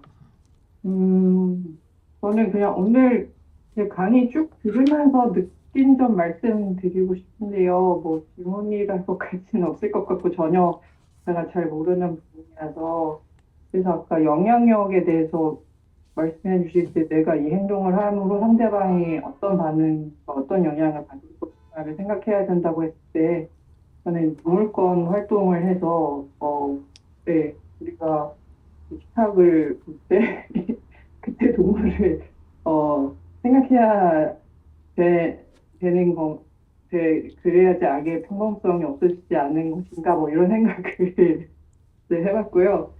그리고 뭐 아까 이제 아이만이 히틀러만 이제 그때 국경의 대상으로 해서 뭐 이승만 노무현님만 예를 들어주셨는데 그때 왜 예수님은 예를 안 들어주실까 약간 좀 궁금증이 들었어요. 그래서 지금 예수님을 그렇게 해서 지금 많은 일들이 일어나고 있는데 일부러 피해서 예를 안 드시는지 약간 그런 질문이 들었고요. 그리고 저는 사실 이 강의를 들어올 때 제가 알았던 부분은 그 4번 노동력 부분이었어요. 그 부분이 이제 아무래도 환경에 관해서 이렇게 동물과 또 환경과 연관되어 있다 보니까 그러니까 사람의 노동만 저희 쪽은 이제 뭐 착취라는 표현을 쓰는데 사람의 노동력만 착취하는 게 아니라 모든 물과 생태계와 자연 지금 또 원자력, 행정망, 지금 반도체 산업단지 만든다고 마을이 다 없어지고 그런 보이지 않는 수많은 희생과 죽음이 있는데 그게 표면은 안 되고 뭐 그거는 좀 그렇다 친다면 지금 요새 이제 국가에서 개인정보 원본을 가져가겠다고 그것을 국회에 이제 청원하는 그런 일이 있어요. 그래서 우리 저 전화기나 어떤 뭐 쇼핑센터 정보 공유됐을 때 엄청 이슈가 되지 않았었나요? 그때 되게 민감하게 반응하지 않았었나요? 저는 그래도 나름대로 우리 국민들이 개인의 프라이버시 지키는데 되게 민감하다고 생각하는데 그 AI 부분에 있어서는 사실 그 구글에서 저희가 로봇이 체크합니다에서 뭐 사다리가 나오는 사진을 체크하십시오. 그것도 다 저희의 노동력을 구글이 가져가고 있는 거거든요. 그리고 뭐 그래서 오늘도 문자를 받았는데 구글에서 당신의 개인정보를 이것을 가져갈 것이는데 동의하십니까 했을 때 저희 모든 SNS와 이메일과 제가 올리는 구글에 검색하는 모든 이미지 그리고 또 지금 국가에서 가져가겠다고 하는 데이터는 저희 생체 데이터, 뭐 CCTV, 저희 음성 그런 기본적으로 모든 것이 다 드러나는데 그러니까 마이너리티 영화 아시는 네, 모르겠지만 맞습니다. 그렇게 해서 아까 뭐 사람 카테고리 정하는 것도 말씀하셨는데 그렇게 해서 사람 카테고리를 정해서 뭐 이제 사람을 분류하고 하는 뭐 이런 일들이 이제 일어날 텐데 아니 지금 이미 일어나고 있는데 왜 그런 부분에 있어서 우리는 아무 소리 안 하고 있지? 그것은 어떤 악의 범주의 적용인가? 그러니까 저는 AI 관점으로 본 게 아니고 말씀하실 때 인간의 악의 평범성을 계속 말씀하실 줄 알고 그런 생각으로 들어왔던 것이고 그래서 이 데이터 가져가는 것에 민감하지 않는 것은 어떤 평범성인가라는 궁금증이 좀 제일 크게 들었어요. 네, 예수님 이야기 안 한 거 일부러 안 했다고 할 수도 있고 저의 그 뭐라 그러죠? 프로이트식으로 하면 실수 행동인데 말하지 않은 실수한 것인데 그게 사실은 나의 잠재 의식 속에 뭔가 의도가 있다. 이런 것일 수 있는데요. 저는 예수도 거기에만 내 삶을 비추면 거기에만 내 삶을 걸어놓으면 안 된다고 생각해요. 이거는 기독교에서도 얘기합니다. 왜냐하면 인간은 하나님의 도성에도 살지만 세속의 도성에서도 살거든요. 그러니까 이 두 도성에서 사는 방식을 같이 가야지 나는 여기에서만 사니까 나는 여기에서 하는 룰에만 따라갈 거예요. 예수의 룰만 따라갈 거야. 예수가 말한 거, 성서가 말한 것만 따라갈 거야. 라고 하면 뭐 나쁜 말로 이제 근본주의자들이 되는데 우리가 주변에서 좀 보죠, 최근에. 그런 게 문제가 좀 될 수 있다고 봐요. 그래서 기독교인으로서 그런 기독교인에 대한 걱정이 좀 있고 그래서 그런 것일 수 있죠. 예수는 뭐 신앙의 대상이기 때문에 뭐 그분이 예외다 이게 아니라 신앙의 대상이라고 해도 역시 신앙만 갖고 살진 않기 때문에 인간이. 그리고 신앙 갖고 산다고 해서 내 삶이 정말 신앙으로 점철돼 있다라고 할 수 있는가? 그거는 저는 저희 대답할 수 없다고 생각하고요. 저는 선악의 문제를 인류 역사에서 계속해서 사람들이 얘기하고 철학자도 얘기하고 윤리학자도 얘기하고 뭐 온갖 사람들이 다 얘기했는데 아렌트는 그렇게 얘기한 악을 좀 다른 관점에서 볼 수 없을까라고 얘기한 게 악의 평범성이라고 생각해요. 그러니까 그렇게 선악을 이야기하면 선 얘기하면 악이 나오고 악 얘기하면 그렇지 않은 사람들도 있잖아. 이렇게 하면서 뭔가 구분하고 분리하고 이렇게 하는데 사실은 그게 아니라 악이라는 것은 사유 안 하는 것 자체가 그거야. 아까 뭐 영향력 제가 얘기하셨고 지금 그거 의미 있게 들으셨다고 했는데 그런 영향력에 대해서 생각하지 않는 것. 한순간일지라도. 그러면 그때 당시 나는 악이 돼 있는 거죠. 데빌 돼 있는 거죠. 그래서 왜 요즘에 그거 있잖아요. K-pop 데몬 헌터스 작년에 나온 건데 그 데몬의 그 원래 뜻이 그냥 그 그리스어 원래 뜻이 내 어깨 위에서 나를 이렇게 내려보는 말하자면 약간 메타인지 같은 그런 의미거든 데몬이. 근데 데몬이 악이에요. 그 악한 존재예요. 그 데블하고 조금 달라요. 그러니까 기원은 악이 아닌데 뭔가 나를 보면서 내가 하는 행동을 잠깐 참견하고 뭔가 이렇게 나를 조절하는 뭔가가 있어요. 근데 그게 뭔지 몰라. 근데 그 지점에 악의 평범성도 그 어딘가에 있지 않을까. 그래서 케이팝 데몬 헌터스에서도 그 루미인가요?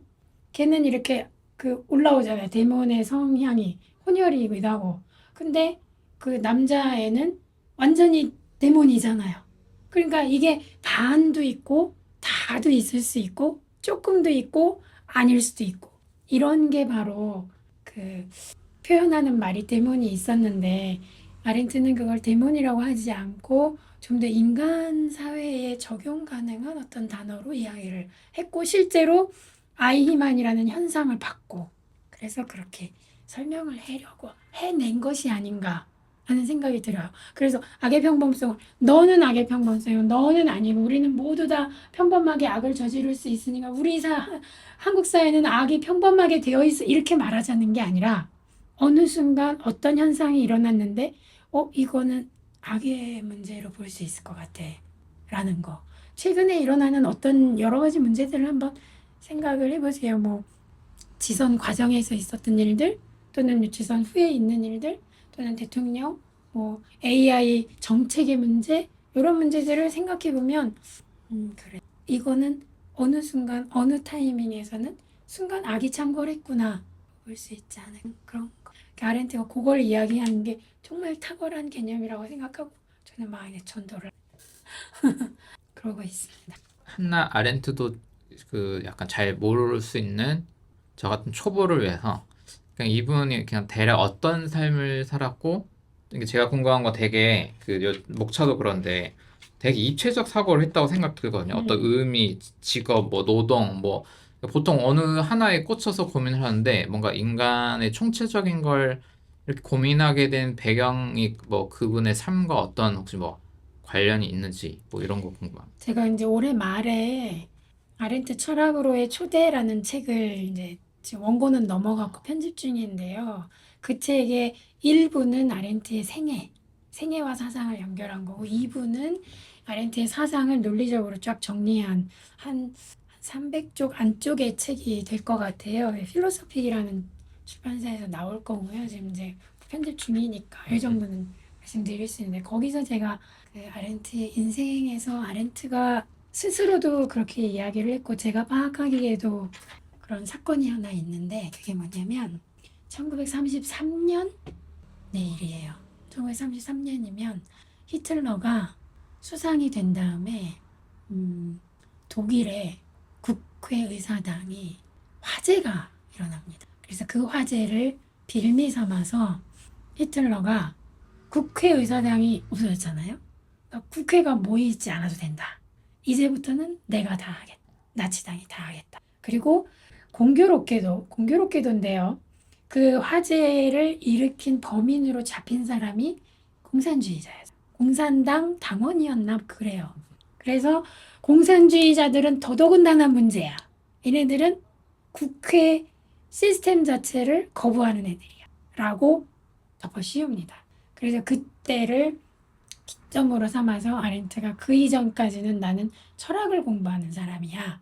라고 생각을 하다가 그 이후에는 조금 전에 말씀드린 대로 인간이 경험하는 삶의 여러 분야를 내가 이야기할래. 근데 그 여러 분야를 알고 보니 그게 정치네. 라고 생각하게 된 거예요.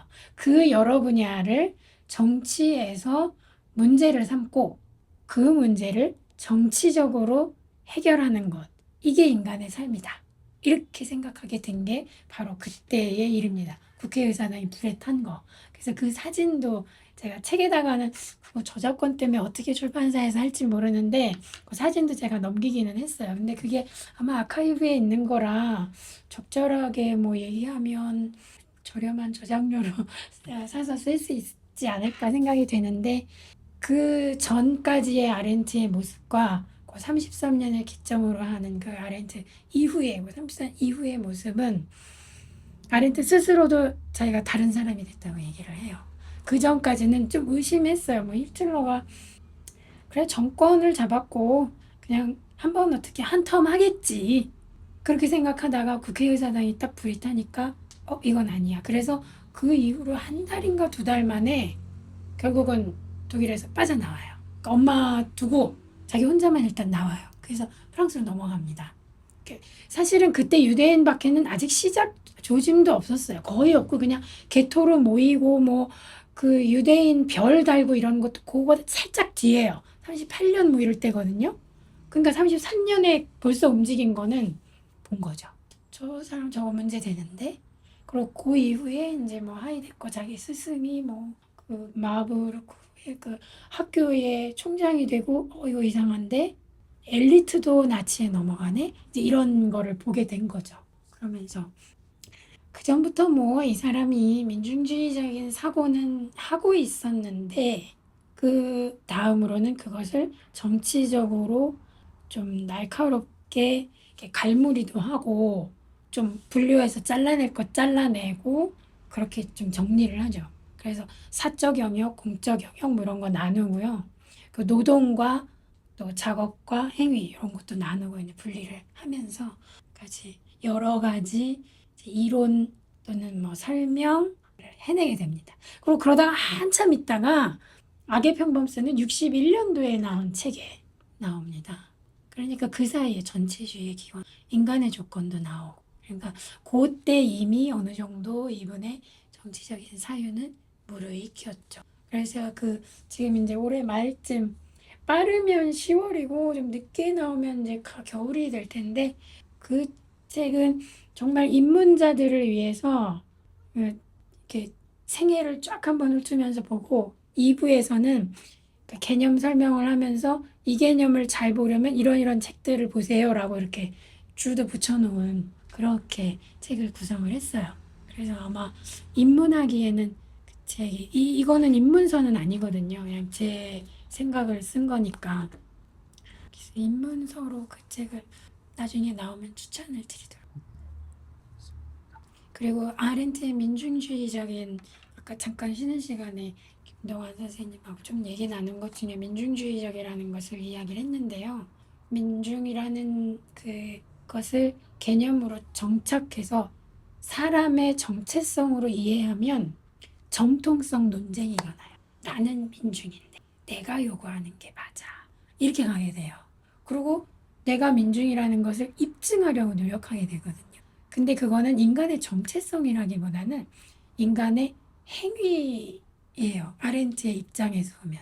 그게 무슨 행위냐면 아까 우리가 잠깐 봤던 그 자동 말고 자유 있었잖아요. 뭔가 자연스럽다고 사람들이 별로 의심하지 않고 비판하지 않는 아까 동물권 얘기하셨는데 그냥 아무 문제 없이 그냥 육식해. 뭐 괜찮아. 그리고 동물 뭐 그 왜 그 뭐지?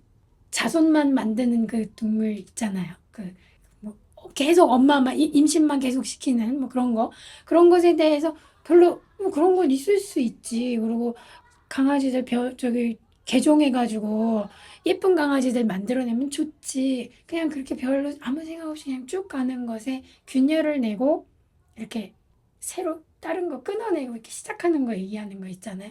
그거 하는 사람이 민중이라고 얘기해. 그러니까 그거는 누구나 할 수 있어요. 사실 정권도 할 맘먹으면 해요. 대개는 못하죠. 그리고 그 빈민도 할 수 있고 노숙인도 할 수 있고 장애인도 할 수 있고 엘리트도 할 수 있어요. 누구나 할 수 있어요. 그 행위는. 근데 그 지점에서 왜 또 그게 중요하냐면 그 행위를 하는 순간 자동으로 연대합니다. 왜냐하면 다 이해해요.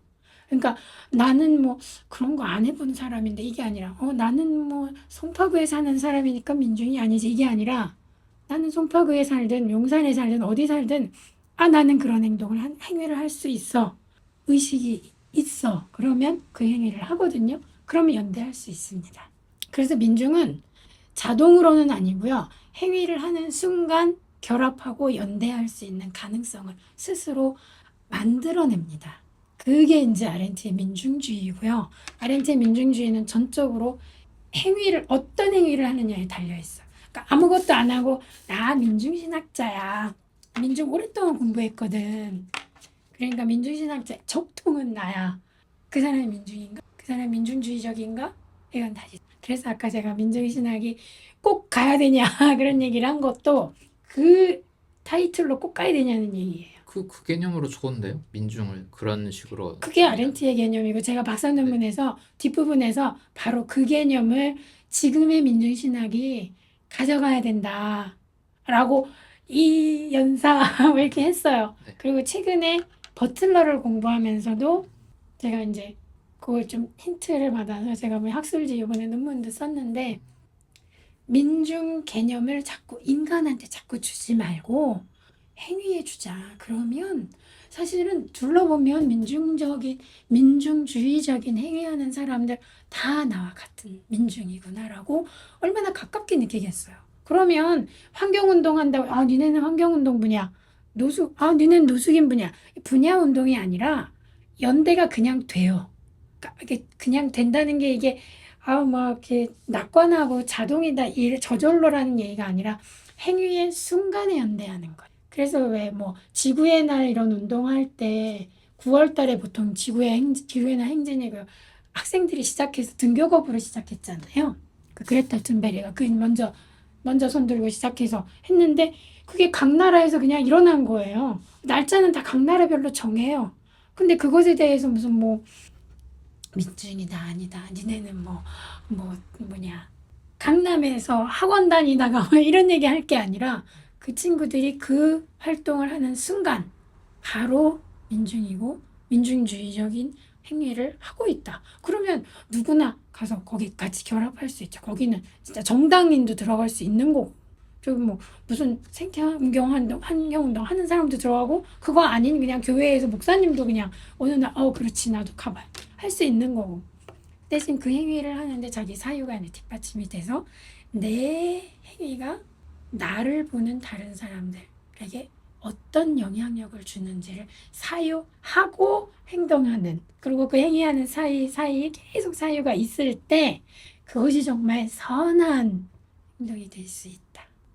그런 열린 정체성의 민중을 말하는 계기가 있어요. 왜냐하면 이제 아렌트도 유대인으로서 어쨌든 100년 전이지만 지구상에서 가장 큰 박해를 받은 어떤 피해자로서의 어떤 정체성과 거기를 이제 살던 곳을 떠나야 되고 하면 소위 우리 얘기하는 어떤 정체성 거기에 좀 집중해서 뭔가를 하고 싶어 할 것 같은데 그러니까 그런 식으로 행위 중심으로 이렇게 그런 사유를 하게 된 또 계기 그런. 그것도 역시 이제 제 책에서도 나중에 그 책에도 나오는데요.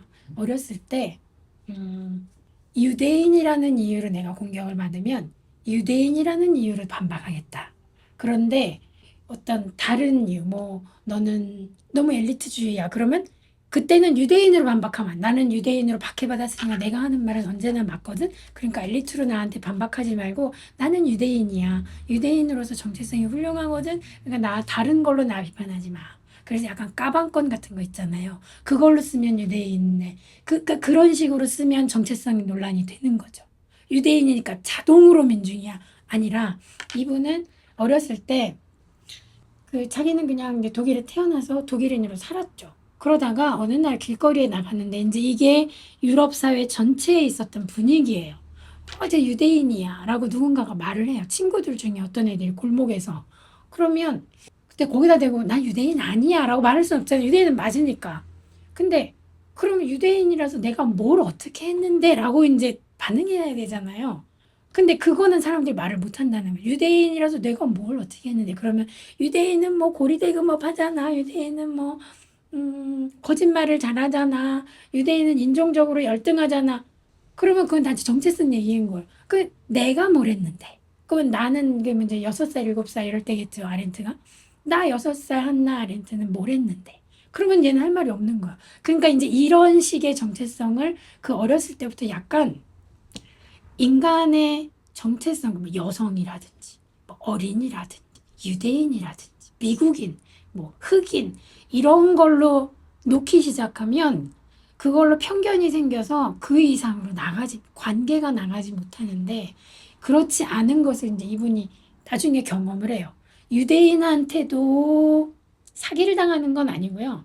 유대인의 정체성을 막 주장하는 사람한테서의 나쁜 점도 봐요.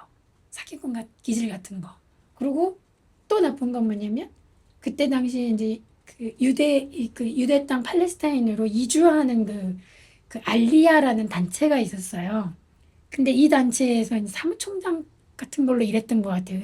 그 이제 총비서, 세크레터리라고 얘기를 하는 제너럴 세크레터리 정도인데 사무총장 같은 것 같아요. 그걸로 일했는데 이제 프랑스에서 이제 유대인 애들을 모아요. 중학생, 고등학생 좀 되는 애들 모아서 얘를 이제 키부츠로 보내요. 그때는 팔레스타인이 아직 땅을 사서 이스라엘이 아직 건국되기 전이니까 30년 되니까 보내면 얘가 이제 거기 가서 키부츠에서 뭐 그 같이 노동하고 뭐 유대인들끼리 이제 모여서 뭐 그 노래 그 뭐지 유대인들의 찬송가 그 이게 독특한 그 음조 있잖아요. 그거랑 시나고그에 가서 이제 이런 거 하고 한단 말이에요. 근데 얘가 적응하지 못하는 애 하나를 만나요. 그래서 아르헨티나 이제 데리고 왔다가 인솔자로 이제 왔다 갔다 하거든요. 거기 가서 팔레스타인 사람들을 대하는 유대인을 본 거예요. 팔레스타인 그때 국가 없었잖아요. 지금도 물론 없지. 거기 들어가서 땅을 산 다음에 거기 살던 사람 뭐 6명 가족이든 10명 가족이든 야, 우리 땅 샀어. 우리 돈 있거든. 너네 여기 이제 살 자격이 없네. 물러나. 산으로 들어가든지 산이 아니라 사막으로 나가는 거지. 좀 뒤로 물러나. 계속해서 이렇게 해요. 그래서 거기서 아렌트가 이야기한 그 문구가 하나 있어요. 이웃이 이웃을 지배한다. 그러니까 팔레스타인은 이웃이라고 생각 안 하는 거예요. 그런데 공교롭게도 유대인이 또 이제 왔어. 저쪽에 이제 유럽에서 이제 청년이 하나 왔어. 그러면은 어떻게 돼요? 유대인이 그룹 키부츠 뭐 집단 공동체를 우리나라 왜 윤리 도덕 그 교과서에도 실리고 그랬어요. 키부츠의 뭐 사례 좋은 사례 뭐 이래갖고. 그런데 여기에 얘가 왜 적응을 못할까? 얘가 여기에 적응하려면 이거를 절대적으로 믿어야 돼요. 여기에서 말하는 룰을. 근데 다른 생각할 수 있거든요. 그리고 배경이 다르고 뭐 유고슬라비아에서 온 유대인도 있지만 프랑스에서 온 유대인도 있고 영국에서 온 유대인도 있어요. 그 유대인이란 정체성은 똑같아. 그리고 마침 또 박해를 받고 있는 공통점이 있어요. 근데 그것만 갖고 사람이 다 공통점이 있다고 할 수 있나? 그러니까 만약에 김동완 소장님하고 저하고 공통점이 혹시 뭐 아니면 홍임수 목사님 여기 안 계시지만 제가 뭐 교회를 같이 다녀요. 어떤 사람하고 A라는 분하고 그러면 그 A라는 분하고 교회를 같이 다니니까 그 교회의 어떤 그 교회의 방향성, 신앙의 색깔 비슷할 수 있겠죠. 근데 비슷할 수 있는지 없는지는 확인해 봐야 돼요. 저하고 그분하고 민주신앙이 다르게 할걸요? 지난번에 버틀러 얘기도 엄청 다르게 했어요. 제가 알기론 그래요. 같은 교회 다니라는 정체성으로 그럼 묶을 수 있냐? 그게 아니라 아까 말했던 그 행위로 묶자. 행위로 묶는 게 아니라 행위를 하면 그냥 묶여요. 그리고 그게 영원하진 않아요. 묶였다가 풀렸다가 해요. 그게 뭐가 문제라는 거죠. 그냥 묶이면 와, 우리 힘을 냈구나. 그리고 우리 왜 광장에서 지난번에 그 내란이 있은 이후에 정말 아무나 나와서 마이크 잡고 얘기하면서 정말 거기 나오는 사람, 나오는 행위만으로 우리는 하나로 묶였잖아요. 그거 다 민중이라고 저는 봐요. 민중이라고 정체성이 뭐 쟤는 어디서 왔대, 쟤는 어디서 왔대, 쟤는 몇 살이래, 쟤는 뭐 이대 다니는데, 쟤는 서울대 다니는데 이게 중요한 게 아니라 행위로 그때 무대에 있는 사람들과 어떻게 교감하고 그리고 어떤 행위를 하느냐로 묶였죠. 끝났어요. 그러면 그때 다시로 광장 정치 다시 해야 되는데 그게 아니라 광장 정치 다시 하려면 탄핵할 만한 대통령이 또 나와야 돼요. 근데 그건 불행한 일이잖아요. 그러니까 다른 식의 또 뭐가 있겠지. 그렇게 하면 되죠. 그럼 그전에도 뭐 우리 뭐 여러 가지가 있었죠. 뭐 광우병 사태도 있었고 FTA도 있었고. 그러니까 여러 가지 행위에서 우리가 다른 사람들의 행위를 보고 저 그렇지 같이 할 수 있네. 그냥 그건 딱 와요. 이게 피부로 딱 오죠. 영향 받는 거예요. 그리고 나도 영향을 주고. 그게 집단 지성이라고 저는 생각해요.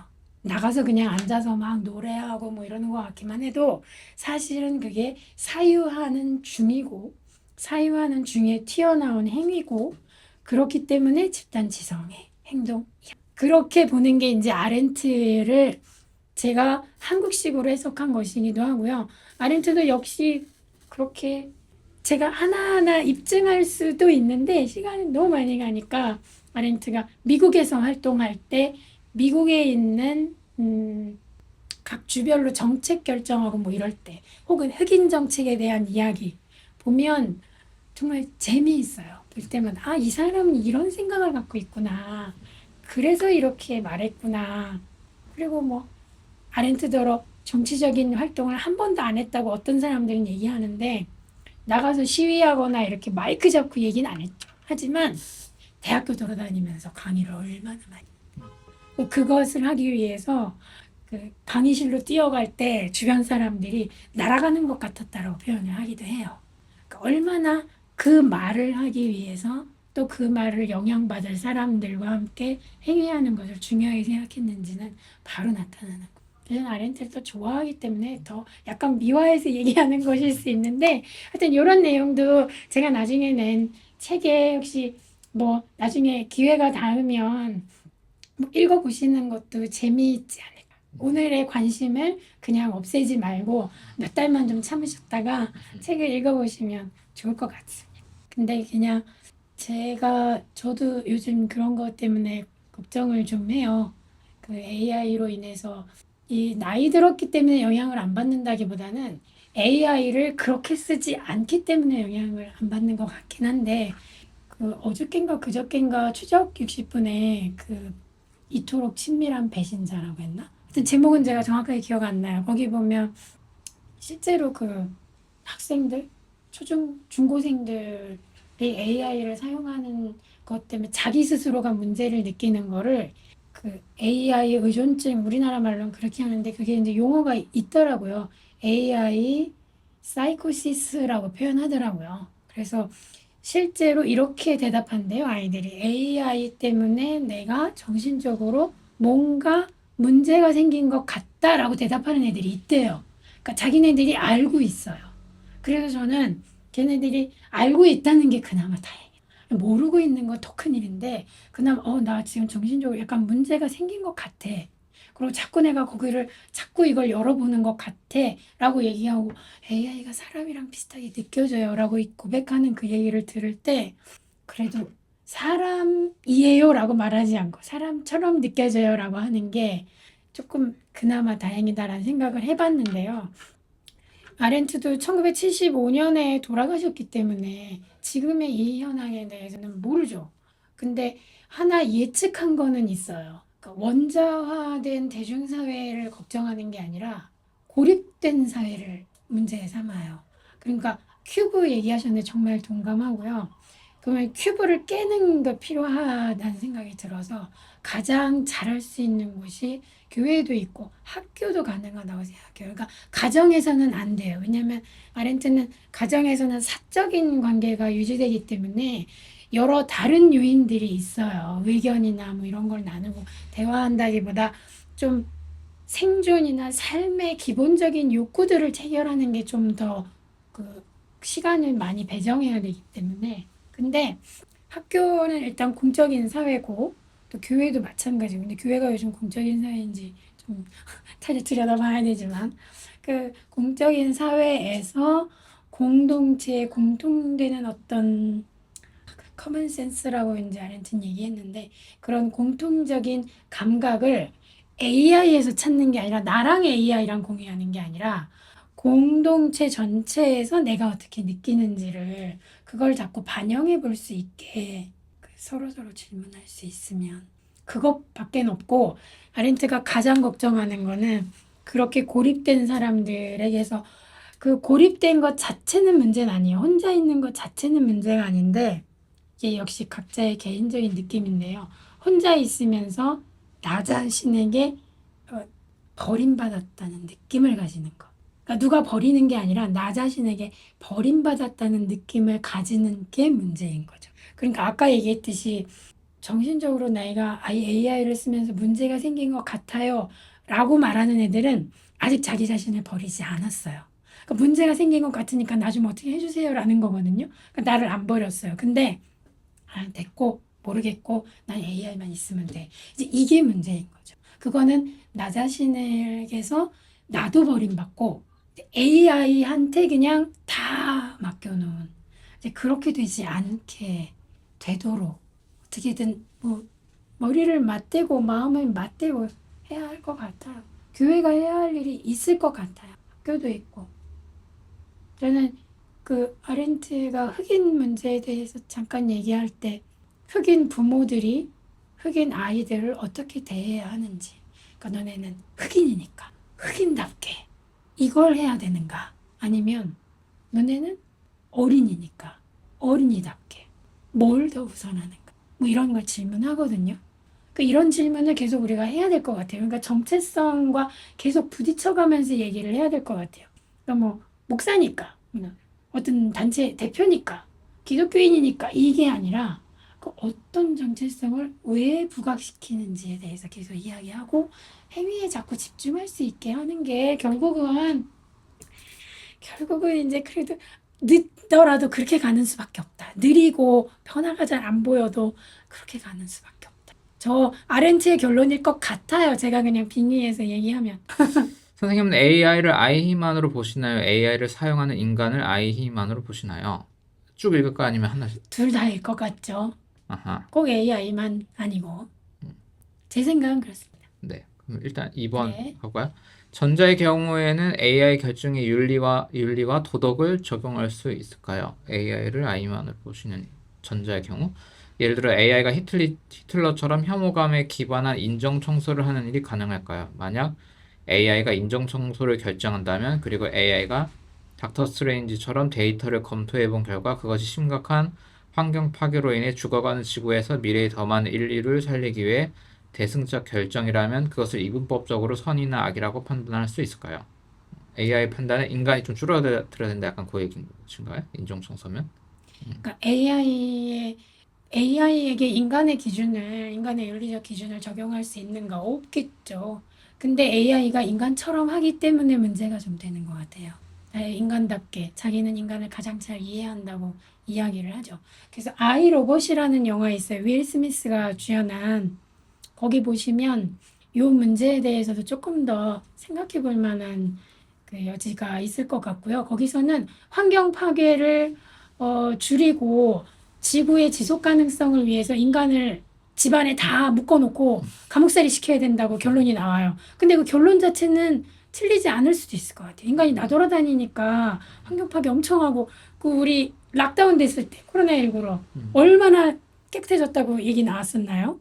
근데 목적론적으로 생각하면 또 문제가 돼서 이게 AI의 윤리적인 접근을 하면 조금 애매한 일이 생길 것 같고요. 저는 AI의 정치적인 접근을 아렌트처럼 하면 AI도 그러면 n분의 1로. 그러니까 얘를 도덕적으로 넌 아이만이니까 문제가 있어. 얘를 감옥에 넣어서 아이만처럼 교수형을 시켜야지 이 문제가 아니라 악은 죄가 아니니까 일단 악은 악인데 이걸 어떻게 다룰 것이냐를 공론화하는 게 더 좀 해야 되는 게 아닐까라는 생각 잠깐 지금 금방 들었어요. 3번은 네. 후자의 경우 AI를 사용하는 인간은 아이 힘만을 보시는 그 경우 만약 히틀러가 선한 사람이었으면 히틀러에게 맹목적인 충성심을 보였던 아이히만 또한 착한 사람으로 남지 않았을까요?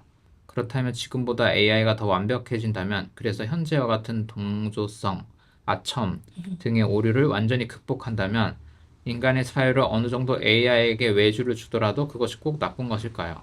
오히려 인간의 사유에는 감정이란 노이즈가 껴있기 때문에 AI의 사유보다 인간의 사유가 더 불완전하지 않을까요? 네, 뭐 동의합니다. AI 기술 발전의 방향을 어디로 잡을 것이냐 이 문제와 연관이 될 것 같아요. 근데 이제 최근에 우리나라 AI도 그렇고 그 해외에서도 AI 기술을 발전하는 데 있어서 뭐 그 14세 이하 아이들에게는 뭐 접근 차단할 수 있게 하고 무슨 질문은 못 하게 하고 이런 식으로 하자 이런 게 있는데 다만 차단이나 어떤 검색어 금지 이런 걸로 될까? 좀 다른 식의 그 사고 착상을 좀 달리 해야 되지 않을까라는 생각을 하거든요. 근데 그런 방법이 있다면 하면 좋겠죠. 하면 좋다고 생각해요. 그러니까 아첨하지 않는 AI를 만들 수 있을까 과연? 이제 그거는 고민을 좀 해봐야 될 것 같은데 할 수 있겠죠. 그리고 악의 평범성이 왜 악의 평범성이냐면 다른 사람에게 그 부정적 영향을 끼치려고 작정한 사람을 내가 그 사람을 따르기 때문이거든요. 히틀러는 아예 작정을 하고 그냥 자기가 그냥 그렇게 그 저기 인종 청소를 하고 그 나치를 동원해서 사람들을 좀 이렇게 쫙 정리시키고 하나로 그냥 딱 토탈리타리아니즘을 만들려고 한 거거든요. 이게 간단하니까. 근데 간단하고 심플하고 또 단순할수록 심플 단순 똑같은 거구나. 한국어로 번역할 뿐이구나. 그럴수록 악하고 가까워질 수 있는 가능성이 좀 더 늘어날 것 같아요. 복잡한 대로 좀 놔두고 복잡한 걸 복잡한 것대로 좀 받아들이는 그런 훈련을 하면 좋을 것 같은데 AI는 본질적으로 태생 자체가 복잡하지 않게 설명해 주는 거를 갖고 있기 때문에 이 태생을 어떻게 수정해 나갈 수 있는가. 이게 AI 기술의 발전 방향이 되면 좋겠죠.